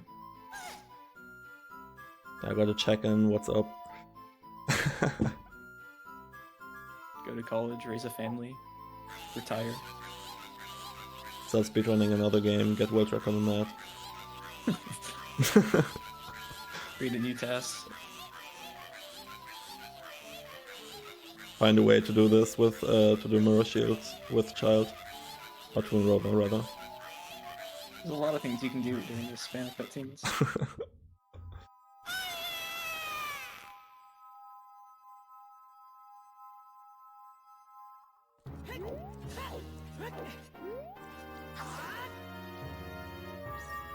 Nice little styling there. Yeah, I really wanted to do. Have you seen Count posted that thing? You can hookshot the vines or like the little, Oh yeah, I saw like that. the climbable wall. It's super and then cool. you don't end up in the crystal, so you just like see the crystal spin away on its own. But obviously you need hookshot to do that, so too bad. Yeah. Yeah, I guess if you don't know, those blue orbs, they most of the time take at every instance they take like a while to actually be ready to warp you away. So you have a little bit of time to get in there. It's not like super precise. And then like individual levels, like individual dungeon speedruns basically, you have to get in there pretty fast. Or like you want to get it warped away on the first frame, obviously, right? But it's nice because you most of the time have a bunch of time. It's just some blue orbs where you are kind of tight with the time. Like Shadow Temple is a little tight. I did the Water Temple IO. I have the record in that. That one is like pretty precise because not only do you have to like jump down from the top into it, yeah, but you have hover boots on, so you have to like do an awkward like roll, like super weird. But yeah, like Spittle said, Spirit, I think Deku as well. DC is like an infamous case of it, where you have plenty of time to get to the blue warp before it actually becomes actionable. So it just doesn't take you away right away, and you have more than enough time to get to it. When it gets really precise is when you want to get the heart container actually. So in DC we have a setup in MST, and in 100% it's the same setup where you collect the heart container and then you have to do like a basically just a frame perfect pause. In MST we equip a bunch of stuff there, so you can activate Pharaoh's Wind and then like do a wrong warp. Sorry. So yeah.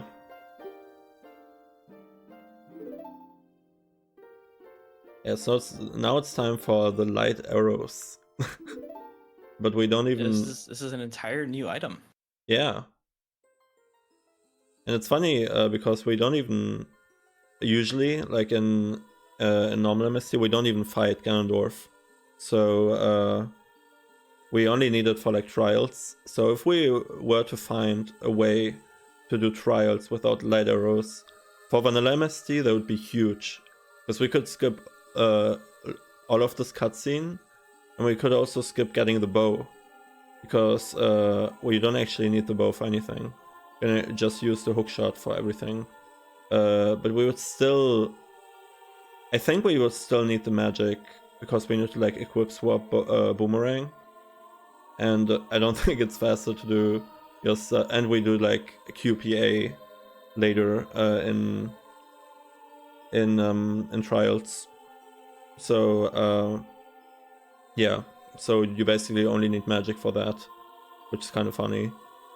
But then you could skip I that. think the So most it's like, likely case is that we find a wrong warp to the like trials dispelling thing. yeah, And I actually don't know if that's like it might just be possible already. I think there might be a term in the rules that says you actually have to dispel each trial individually, though. Which, in my opinion, that makes sense. If the point is medallion stones yeah, trials, it you would shouldn't be able to skip the trials. definitely make sense. That's But like I tested around with this actually. I guess I can talk about it a little bit since we are just in this cutscene. So there's actually a way where you can void out right when you like shoot the light ball, right, and the light arrows or whatever you want to trials, sorry, with light arrows. And I don't know how you would call them. I think they're just called like trial balls, light balls, whatever. But when you shoot them, you can actually void out. You can also die, but it won't do anything because you still get put like in the cutscene right after. So you can't like skip it or anything. And if you skip them, there won't be this like beam. So you actually didn't skip the cutscene. You just have to do it again. So it's like it's really hard to skip it. And I wonder why that is, like what they how they programmed it. But yeah, so it's pretty interesting. So I don't know what would be a way to like emulate that. Maybe you could like emulate light arrow shooting, but that's like kind of crazy. yeah, I was gonna say I think some sort of like QPA-esque Yeah, way of hitting the light balls with like lighter damage without that. But as far as I'm aware, QPA doesn't do that, and obviously not really another way of getting QPA with different values. So yeah, maybe someday. yeah, you never know with the OT. Yeah, I feel like as soon as you think something's like set in stone, it changes. that would be crazy. That would actually save like so much time. Yeah, That would be it's insane kind of crazy for how much time save, like not insignificant time save, has still been coming to these old categories. MST has existed for a very long time, and it was only, I think, well, I mean now it's becoming old, or not really old, but not new. Corpse Push was found, and that saved like almost 2 minutes. yeah. Oh, actually, I don't think it saves that much time in normal MST. I think it saves I less. think it saves like a minute and a half, right? And then there's like, I mean, there's a different route found on top of that, which kind of messes up the timings. But I know for GSR it's like a minute and a half. Yeah, in GSR it's a lot, but in MST it's less, I think, because of all the songs you just need to play. Oh, yeah. But in like child section it's like really fast. So if you were to go by like child section timing, it's really fast. But when you go by like, oh, I need to also like play Ocarina a lot of times and like route my stuff around that, I think it gets like less, but I'm not sure on how much it saves. It could be a minute, I think it we could also almost be had a like 40 or two-stick something. I don't know. West Escape route. For Yeah. MST. There were a lot You would do West Escape right away with just sticks and get Ocarina. Yeah, it's pretty crazy. We had like a ton of routes at the start when Corpse was just found. Because it wasn't found with one stick initially. We had like 2 stick setups and then a setup with only a shield, setup with only sword, and then it's like there was a bunch of stuff. Yeah, but it was pretty exciting to like see the route change, but also annoying because there were just so many different things you need to like learn and stuff, I guess. So now we're out of Lex, and there's really only 3 goals left in the run. We need to get the last medallion, finish the trials, and beat the game with Ganon. So before we go to the trials so that we can do them all in one trip, we're gonna go beat water real quick, and that'll be the start of the final. Like, I meant to say finale, but I messed up my words. The start of the finale. I mean, there's still a little bit to go now, right? Oh yeah, no, it's a pretty good chunk of time. Yeah. It's a pretty clear path to the end after water. Nice little not loaded fence there. Yeah, the way that some of these objects in Hyrule Field work is kind of strange because they're so large. Like you see, the fence is super long. The culling range is all messed up for it. So even if you're standing right next to it, it won't actually draw on screen unless you're like positioned correctly with the camera. Same goes for like the bridge that spawns this child. You can be like really, like literally right next to the bridge, and it'll just not load, which is useful for glitches. We actually use it in this run, or I guess it's technically not glitches because it was allowed recently in glitchless, like specifically allowed.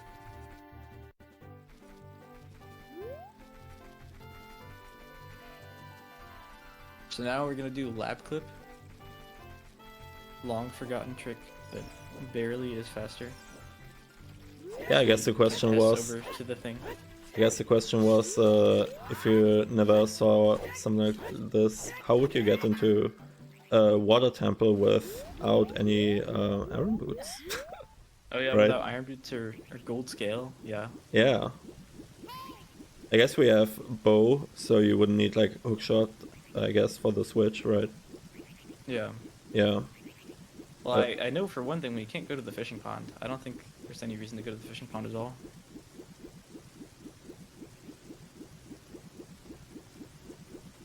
The gold scale is pretty out of the question.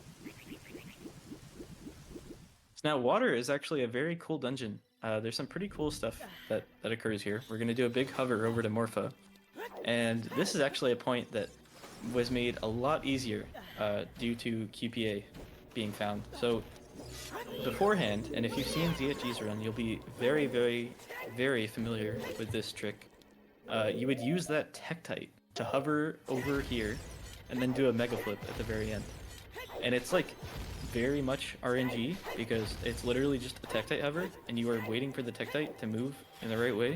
And if it moves the wrong way and you don't think it's going to, you're screwed. So you have to reset. But now we get to do that nice consistent chew hover and come over here. So now this is actually also very cool. This is a 2-chew boss key skip. This is pretty precise. A guy named Nachos likely found this setup.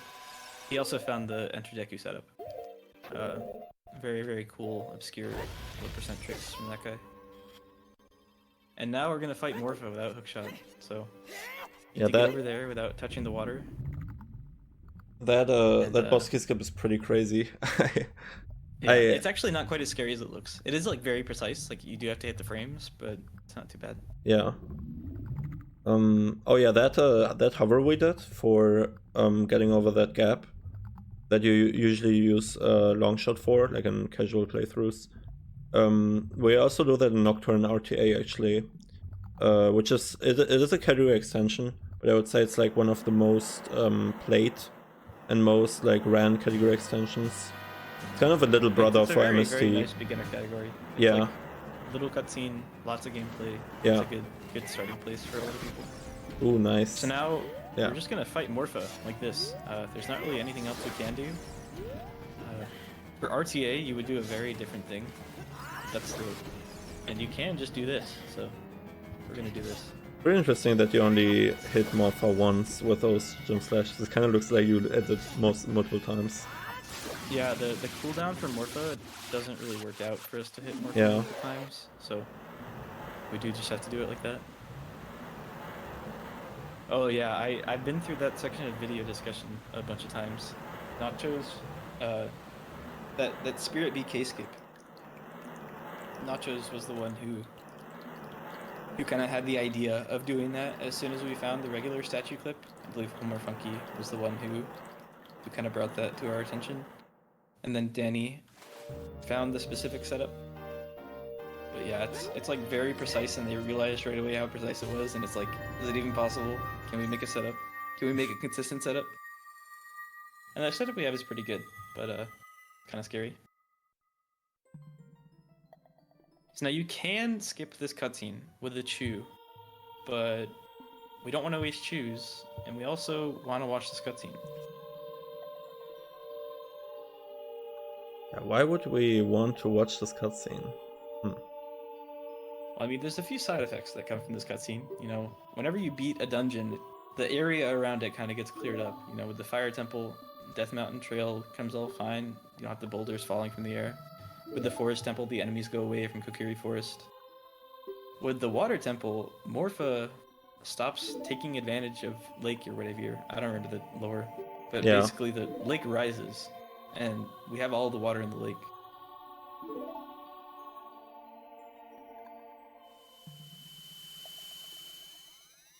True. We're gonna unfreeze Zora's domain and talk to King Zora. It's gonna be awesome.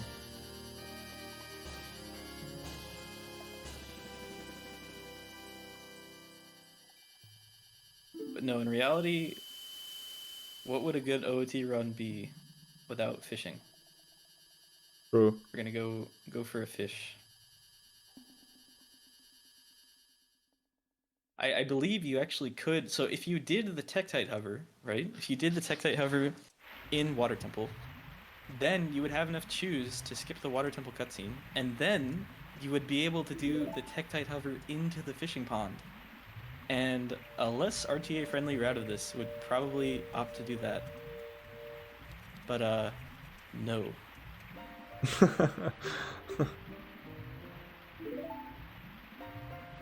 Yeah, I remember watching, I think it was CFG's run, or one of Skirdy's like old runs. It was ZFG's run. Because, I mean, Skirdy has been doing this for a while, right? Like, he has been running this for a while. I don't know when he got world record and stuff. But anyway, so when I watched ZFG's run, I was like, damn, I kind of want to run this category. But that hover was always like a I thing. can see you like watching the run being, oh, like this isn't too bad. There's a few hard tricks, right? And then you get to the end and it's like Water Temple. It's like, oh boy, you have to do this. And it's not even a good example because ZFG fails it a bunch of times. Yeah, I think he fails it like twice or something. So it's just like this huge time waste in the middle of the run, and it's like a big turnoff. But now we can just do that chew hover. It's fine. So I tried to look for a way to get a super swim. You can super swim off a Gui, but it's like very RNG, and I didn't feel comfortable including that. So we're just gonna swim.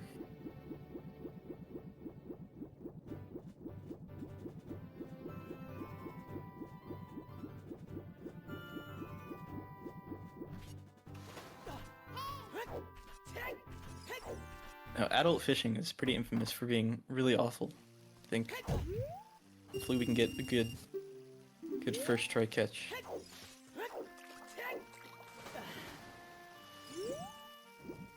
Don't want to scare the fish away. Yeah, for sure.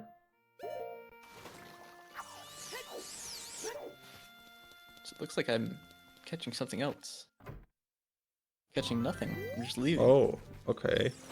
That's so now weird. we have the fishing rod still, even though we're in the lake. And we're just gonna save word. So that was Water Temple. That's it. No side effects. No nothing. That's all that happened there. He stole the fishing rod.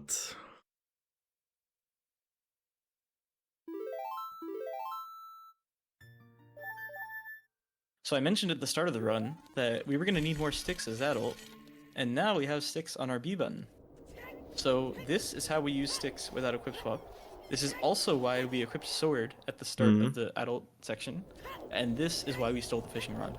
If you steal the fishing rod and then pause, then your B button will get updated. Now if you're on land and the B button is just like normal, then you'll get the sticks. If you're in the water, you'll get blank B, which is useful for some other categories. But for this, we just need the sticks, so that's why we paused on land. It was important that we dimmed the B button first, which is why we got in the water. But then as soon as first frame, we started grabbing the ledge. You're safe to pause, and sticks will get equipped. Yeah, it's a very interesting way to get other stuff other than like the sword on B without using item manipulation really, like at all. Because usually you would... it's not like it's not really even close to item manipulation. Yeah, you can't manipulate what is going on the B button. It will always be sticks or blink, which is obviously pretty limiting. It's useful, but it's limiting. Yeah, so usually we would just need like a reverse bottle adventure to get something on B button. So we can use that. Like the most common case is like bottle with box, for example, or like Pharaoh's Wind, basically. And when you die or like or save warp, you get like your stick, like you saw there, like we did also with the fishing rod. So yeah. So now we're gonna do light trial, And you can unload this thing here, or you can do a clip with the chew. The clip with the chew is faster. And it obviously uses chew, but it's worth it, so that's what we do. Now, Spittle's gonna be very angry at me unless I forgot what I did here, but I don't think I did the C up. Damn. So I lost like half a second. Yeah, lost a half Feeling second. dumb. How dare you?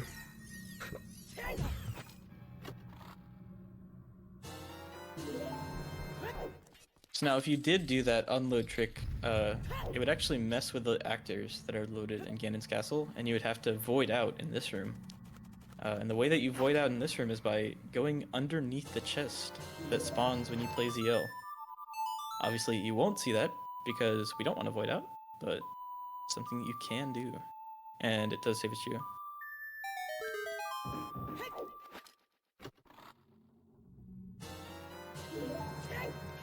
So in this next room, we're gonna have to use a chew to do a ground jump. It's kind of unfortunate here at the end. There's a lot of things that we kind of just have to use chews for that are pretty trivial, but not really any way around, any easy way around. Still, you got the nice, neat little one cycle there with the boulder, or whatever you want to call it. It was pretty precise. Meatball. So now this is our first trial, the light trial.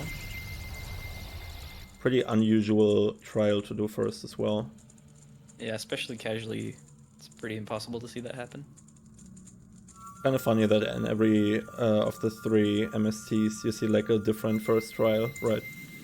Well, even a different trial route entirely, just generally speaking. Yeah. How much you want to attribute that to Master Quest being Master Quest is up to you, but the trials routes aren't very different. Now we're gonna do Spirit Trial. Spirit, we actually, if you remember, did do part of earlier. So now we're gonna finish it up.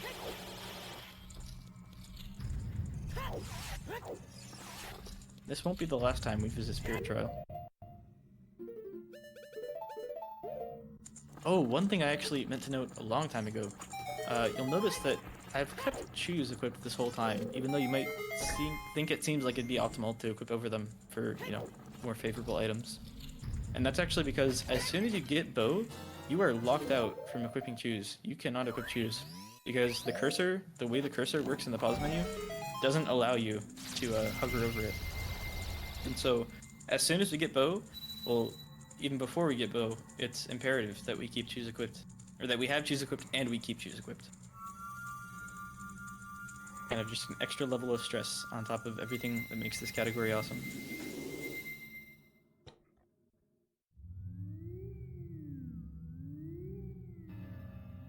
So now, our goal is to beat the Shadow Trial, but it's not really a very clear way to do that. So we're going to do our one and only instance of QPA, Quick Put Away, off of this Beamos. Oh my god, that's great. And so now, with QPA, we don't have everything we want, because even though we can do glitch damage, we can't really get over to the things we need to do glitch damage to. So we're going to do Action Swap on top of QPA, and what that'll do is give us some very, very glitched side effects to our stick. So as soon as we pull out stick and light it, you'll see that it starts growing the opposite way. So we're going to get this big, long, backward stick that's on fire. So obviously, because stick doesn't render correctly as adult, it's kind of hard to see, but the stick is backwards, and you'll see the effects of that here pretty soon. We're gonna do a quick detour before we go to Shadow, though. Or it's not really a detour, it's kind of a pit stop to light these torches in Forest Trial. And you'll see, stick is going the other way, and it is flaming. I love this trick, that's awesome. Yeah, it's really cool. So now, luckily that doesn't go away. There isn't like a timer on it, like there normally is when you light a stick on fire.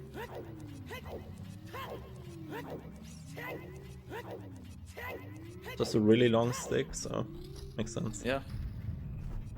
So now, it's kind of funny that in the old low percent route, in the one ZFG did, you had to do this really annoying, difficult hover.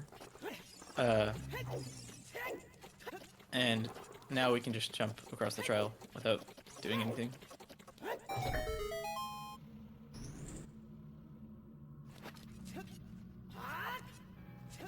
That jump there is precise, but there are cues to do it. RTA. So that's Shadow Trial. That's the most complicated part of trials out of the way there. Yeah, that is how it works, J-Daddy. So QPA plus action swap like sets you up to do the big stick glitch, and then lighting it is what actually activates it. I'm not sure of the like super technical reasons of why exactly it works like that, but you can't just do the two glitches and have it work. You need to do the two and then the third, or the third like action.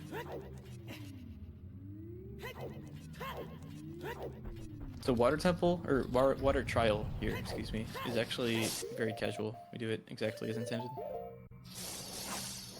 Yeah, you don't have hook shot, so it's kind of hard to clip into those. How's it called? Freezoids? Is that it? Freezards, yeah. Yeah, freezards. Yeah. We mess up the One thing name to all note, the time. actually, I meant to mention this earlier, is that we equipped over the fish, so we don't have our fake fish anymore. And because it was on an empty C button, there isn't a way to get it back. That fish is just gone. So we're probably not going to use the fish anymore.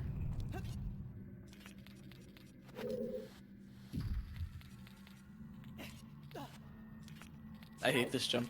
This jump is the worst jump in the game. You did this with no setup, bro. I did it with no setup in my run. Damn. Okay. Usually, always people do like a setup because it's just dumb. Yeah. It's a really dumb I jump. haven't found a setup that I like, so I kind of just deal with it. It's like a C-up setup that is kind of neat, but I don't know. I think I'm gonna not do C up. Sorry. Yeah, but like whatever. I can show you later. It's not like a C-up setup in the traditional way. Kind of cancel out of it, and then you have like a nice angle, you know? Okay, buddy. I believe you.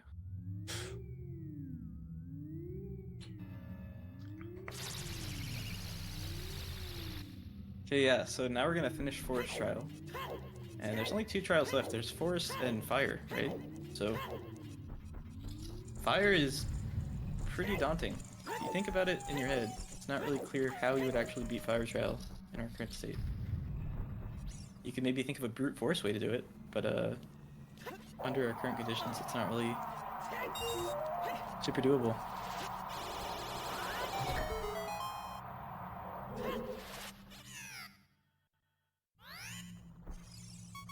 So the reason I'm actually waiting here, I waited before as well, is because the wind doesn't like start right away. As soon as you hear the things, that's when you're good to go. Which is why you need to wait.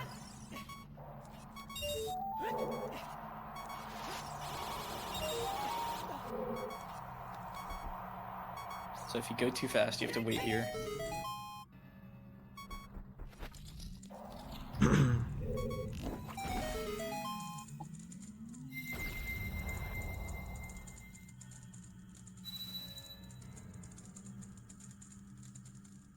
This is the 5th trial. So we only have 1 more. Yeah.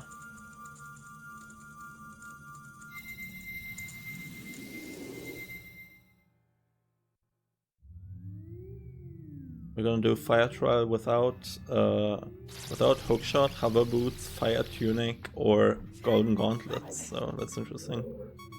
Yeah, there's a whole lot of things that we're gonna be skipping in fire trial here. And so actually here, we're in a save warp, and it's not really clear why we would save warp, because, you know, we have enough health. We also haven't even visited a fire grim since we last saved, or since we last reset. The text is still going to be there, even if we didn't save warp, excuse me. So, the reason we actually did that is because when you do the stick on V glitch with the stealing the fishing rod, the Master Sword isn't in your inventory, so you actually can't equip it. Saving is what fixes that. So now we have the Master Sword back, and we even have it equipped. But if we hadn't done that, we'd have some issues.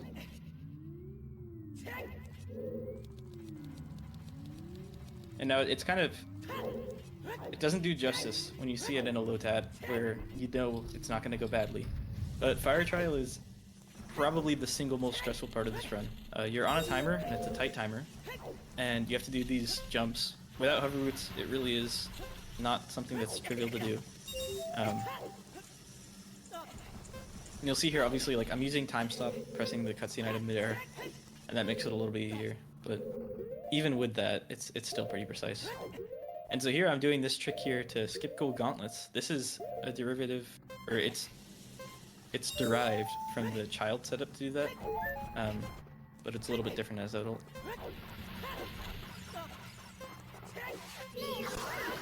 So now we're gonna die and use the one fairy, and we need to do a precise mega flip over to that thing there. And the very stressful part about this is that you can't really do a setup. There isn't a whole lot of time to do a setup, and even if you wanted to, it's kind of hard to make it work. So you kind of just have to do it. Obviously, you can pause buffer the mega flip, but that's about as good as it gets. And so now we still need to get to the door. That doesn't solve all of our issues. Now that the silver rupees are gone, not all of the issues are solved. And so we're going to use the second fairy, the real fairy,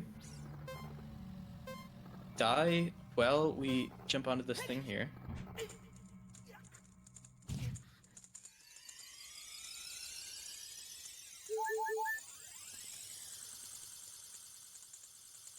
We'll get ISG off the bubble. And now we literally just have to side flip hover right over to the door. This is very stressful. It's not exactly super difficult. Even the time isn't super hard to make. But under the conditions that you're in, RTA, where this is the last trial at the very end of the run, and find out you're gonna choose everything like that, it's just not a deal. Pretty scary. That looked pretty sick though, I gotta say.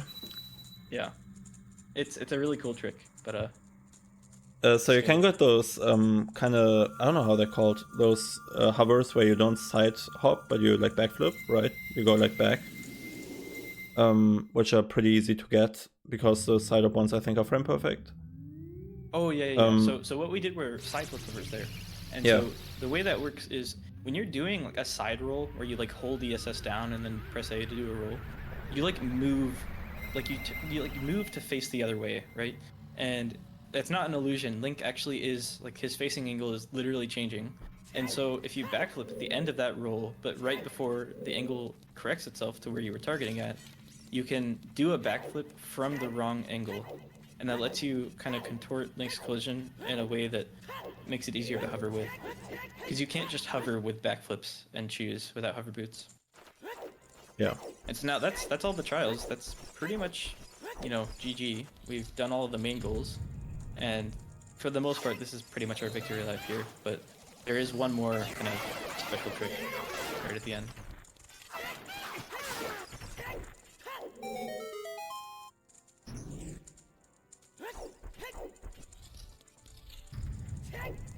Yeah, so one of the very unique categories that actually still fight Ganondorf, right? Yeah. Besides like Ganondorf's source that, requirement. Yeah, I think almost every category that fights Ganondorf basically requires it. Like either because it's literally in the rules to fight Ganondorf, or because it's glitchless and there's not really a way around it. Yeah. This category doesn't need to fight Ganondorf, but it still does, just because it's actually the fastest way to do it. You don't need to fight Ganondorf. There is a route that doesn't, but it's faster. The total item count is 22 items. On the YouTube video I have, it has all the items listed. It does count like quest status items, such as the medallions and stones, so it's actually probably in your head a lot lower than you see on the pause screen, you know, it's pretty barren.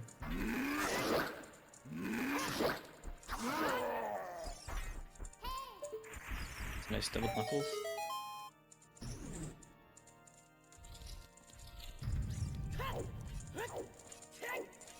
Now, you'll notice I have two chews. Now, you only really need one chew to do void work. And it was at literally this point, as I opened that door, that I realized there is an extra chew in this route. The route document doesn't detail it correctly, but there just is an extra chew. And so, this is the Hess. You would do Wasteland Hess, but because I realized right then I was not going to go back and do Wasteland Hess, and so I just did a Q/S there.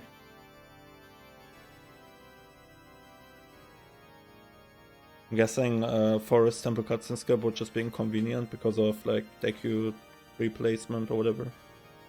Actually, Forest Temple cutscene skip is required to be skipped, because if you do Forest Temple cutscene skip, you spawn in Forest Temple. And if you spawn in Forest Temple, oh yeah, that's right. You have to leave Forest Temple.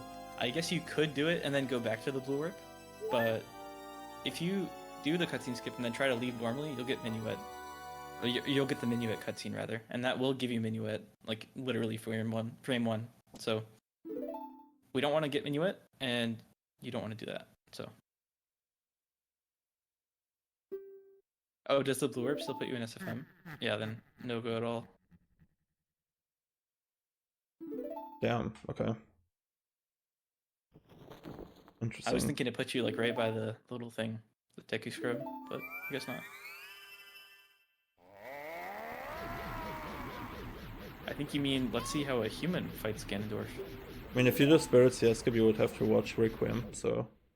Yeah, it's the same deal. Yeah, same with... Or wait, I don't think it is actually, because you could like go back, but that's slow. Like the cutscene isn't that long. Yeah. You also don't want to waste a chew on Spirit cutscene skip. And water, you need the water race, so you would have to do the tactile hover. Yeah, in low percent all dungeons, we actually do skip that cutscene. I don't know how... it's just not useful for this. I don't know how big the time difference would be if you were to just do the tactile hover, but I guess it's just dumb to do, so... The tactile hover, like in isolation in Water Temple, is actually faster.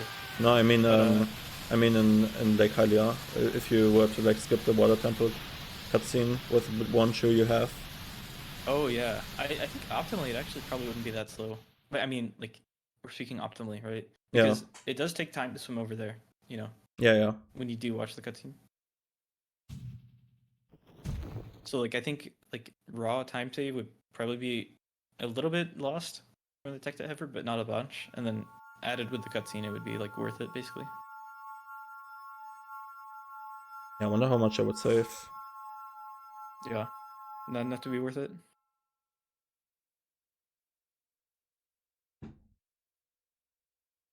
It's kind of interesting the dynamic of like all or nothing with the tactile hovers. You have to do the tactile hover in water, and then you have to do the tactile hover in the pond.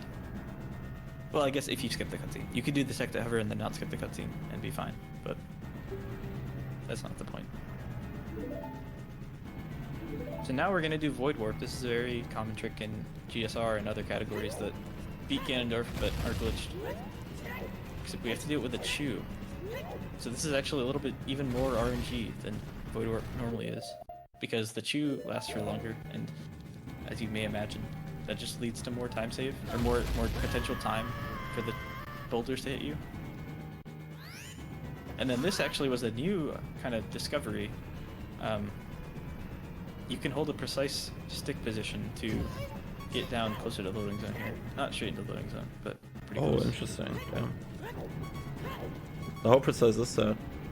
I think you have like 4 values. It's like not insane, Okay. but it's like it's hard. And how precise is the jump slash? Can you because you have to like time Oh, the you can jump do it slash, like right? whenever you want. If you're holding the right stick angle, okay. you're pretty much good. Damn, I got to look into that then. That's really fast. Yeah, That's like right at the end of the run. So if you can get it consistent with your notch, that's like super valid time save. yeah. Not really any issues with doing that. RTA.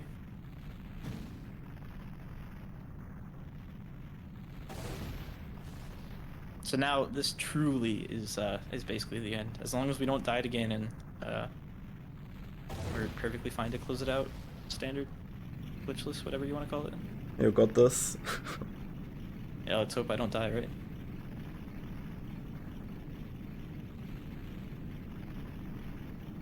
Also, make sure you have the timer ready to stop on you. Yeah. So the timer is reflecting the RTA timing. This run did watch the intro, but because all the leaderboards are reflecting intro skip now, I timed it with that. Yeah, that makes sense. Just for people who don't know, what's the world record again for this category? 254. So Yep. I think we're gonna have to do some pretty bad fighting to fall much closer to that. I hope you got this in 30 minutes. Damn. Yeah, let's hope I can beat Ganon in 30 minutes.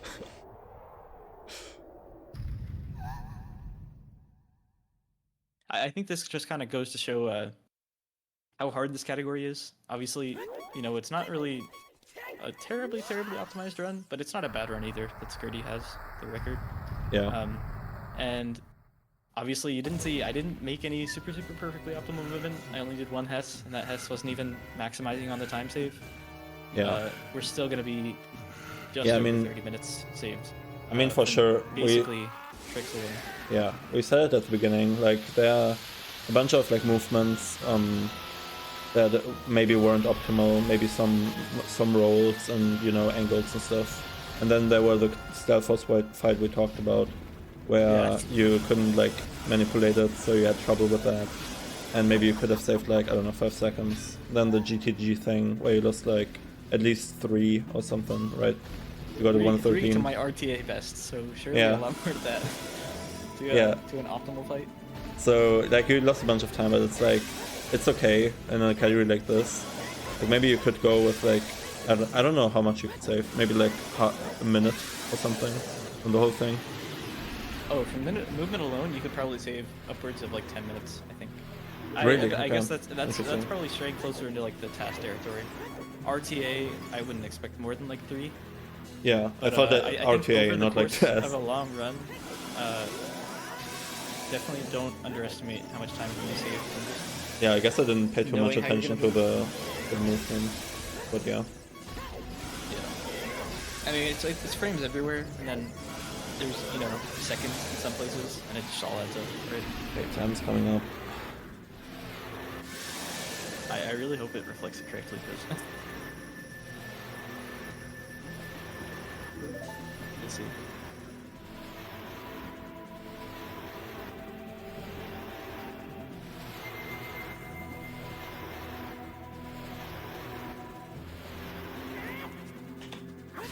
So there it is. 2:23:58 is the official final time. I split a little late there. Did the slash really fast. Yes, I had a lot of fun making that. It was cool to see, and I'm glad we were able to put together a premiere like this. Yeah, sick. Short notice. Really sick run. You explained the stuff really well. I didn't even get to explain a lot of stuff. Like I was about to, and then you just hooked in, I guess. There's a lot of unique stuff that you kind of need to know about. Yeah, for sure. There was the start that was like MST, but low percent really adds a whole new layer, right? Yeah, I mean, it's really interesting. Like for someone who runs MST like as a full-time thing, basically, it's really interesting to see just what you could do like with the, least amount of items, right? Low percent. Yeah. And like what kind of differences there are, even though you might think like it would be the same, like Fire Temple, where you save warp rather than just getting 1/16th right away. It's a small detail, but it's like stuff like that that I find pretty interesting. And it's just general stuff. Yeah, really cool stuff. Great on you that you made it, especially so quick.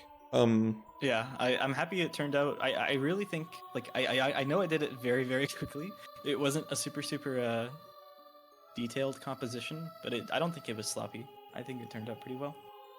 And actually, on that note, I have made the YouTube video public for the raw recording with just the game feed. And if you want to go watch that, that is there. It also has the macro linked in the description. Again, shoutouts to Pancake Thorough and a guy named Lewis T, who helped me make that work in just one macro. You can play it back on your Wii if you'd like to. Yeah, definitely. Like if you, a bunch of people do that sometimes. You can just get it and put it on your like SD card and play it back on your Wii. It's pretty cool. And I'm probably gonna upload this to YouTube if my recording is not like fucked up or anything. Yeah, the commentated version. Yeah, so I'm not gonna upload your raw version, even though I have it downloaded. Well, you have the 480p version. I do, yeah. Pleb low res. Damn. Well, I just didn't want to send you a 5 GB file. Yeah, it's fine. But yeah, I'm probably gonna upload this to YouTube, so I might just have to like come up with a thumbnail or something, and I have to. You can just use the one that I sent. Yeah, I guess so. Right. Yeah, I guess that's about it, right? Yeah. Thank you for watching, everyone. Can I give a shout out to myself? Yeah, for sure. Do it. I was about to say that. Yeah, I stream on Twitch. I run a lot of Ocarina of Time. I'm gonna be running 100% in June, but right now I'm gonna be doing low percent for a little while. I want to improve my stuff. I really do a lot of variety though. Pretty much every category. Oh wait, I wanted to give you like a Twitch shout out, but Oh no, it's fine. no, I'm gonna do it. This was Shout just outs kind to of weird. you for letting me stream it There you go. on a larger platform. Yeah, for sure. This is pretty awesome. I might do like a low percent, not a low percent. What am I saying? A normal MST human theory class. I think it would be cool to see. I think we could value, or there is a lot of value to be had with more LOTADs like this for the regular categories. Obviously, I think for things like MST where it is optimized, it's probably better that a little bit more time gets put in. But yeah, I'm definitely gonna put in like resource, and it's a cool thing to watch. I'm definitely gonna put in like a week or something, and then I would just do it. I'm gonna do it like after my trip. So if you don't know, I'm gonna go to Japan in on Tuesday, so on the 2nd. Yeah, and then after that, after I'm back, after like 2 weeks, and then GDQ, I'm probably gonna make that if I don't like decide differently, I guess. I think it could be like 138. That's my guess. Because from the goals I've seen, yeah. What did you say? Sorry. I said don't go back to Hundo before you make it. Oh yeah. Hundo is gonna be in a little bit. I wanna. So right now I wanna do like MST. I wanna get world record, and then if no one gets like a 141 or sub 141.30, I would like to get world record, and then I might go to like Master Quest or all dungeons, and then I would go to Hundo. So Hundo is probably gonna be in like. So sad. I don't know. I gotta see. I gotta see if it's after Hundo or before. That's the big thing right now. Because I also want to do RDO. That's the big thing too. Reverse dungeon order. So both like really hard categories basically. But yeah, I mean, go and follow Grego. He's awesome. As you heard over the last 2.5 hours. He knows a lot about this game. He plays a lot. He tries to get better. He's gonna do Hundo SRM in June, all of June. Usually you switch around with categories, but I think June you're gonna commit, there's right? a week that I've done a category more than for a week, except for when I was last running this category or last running Hundo.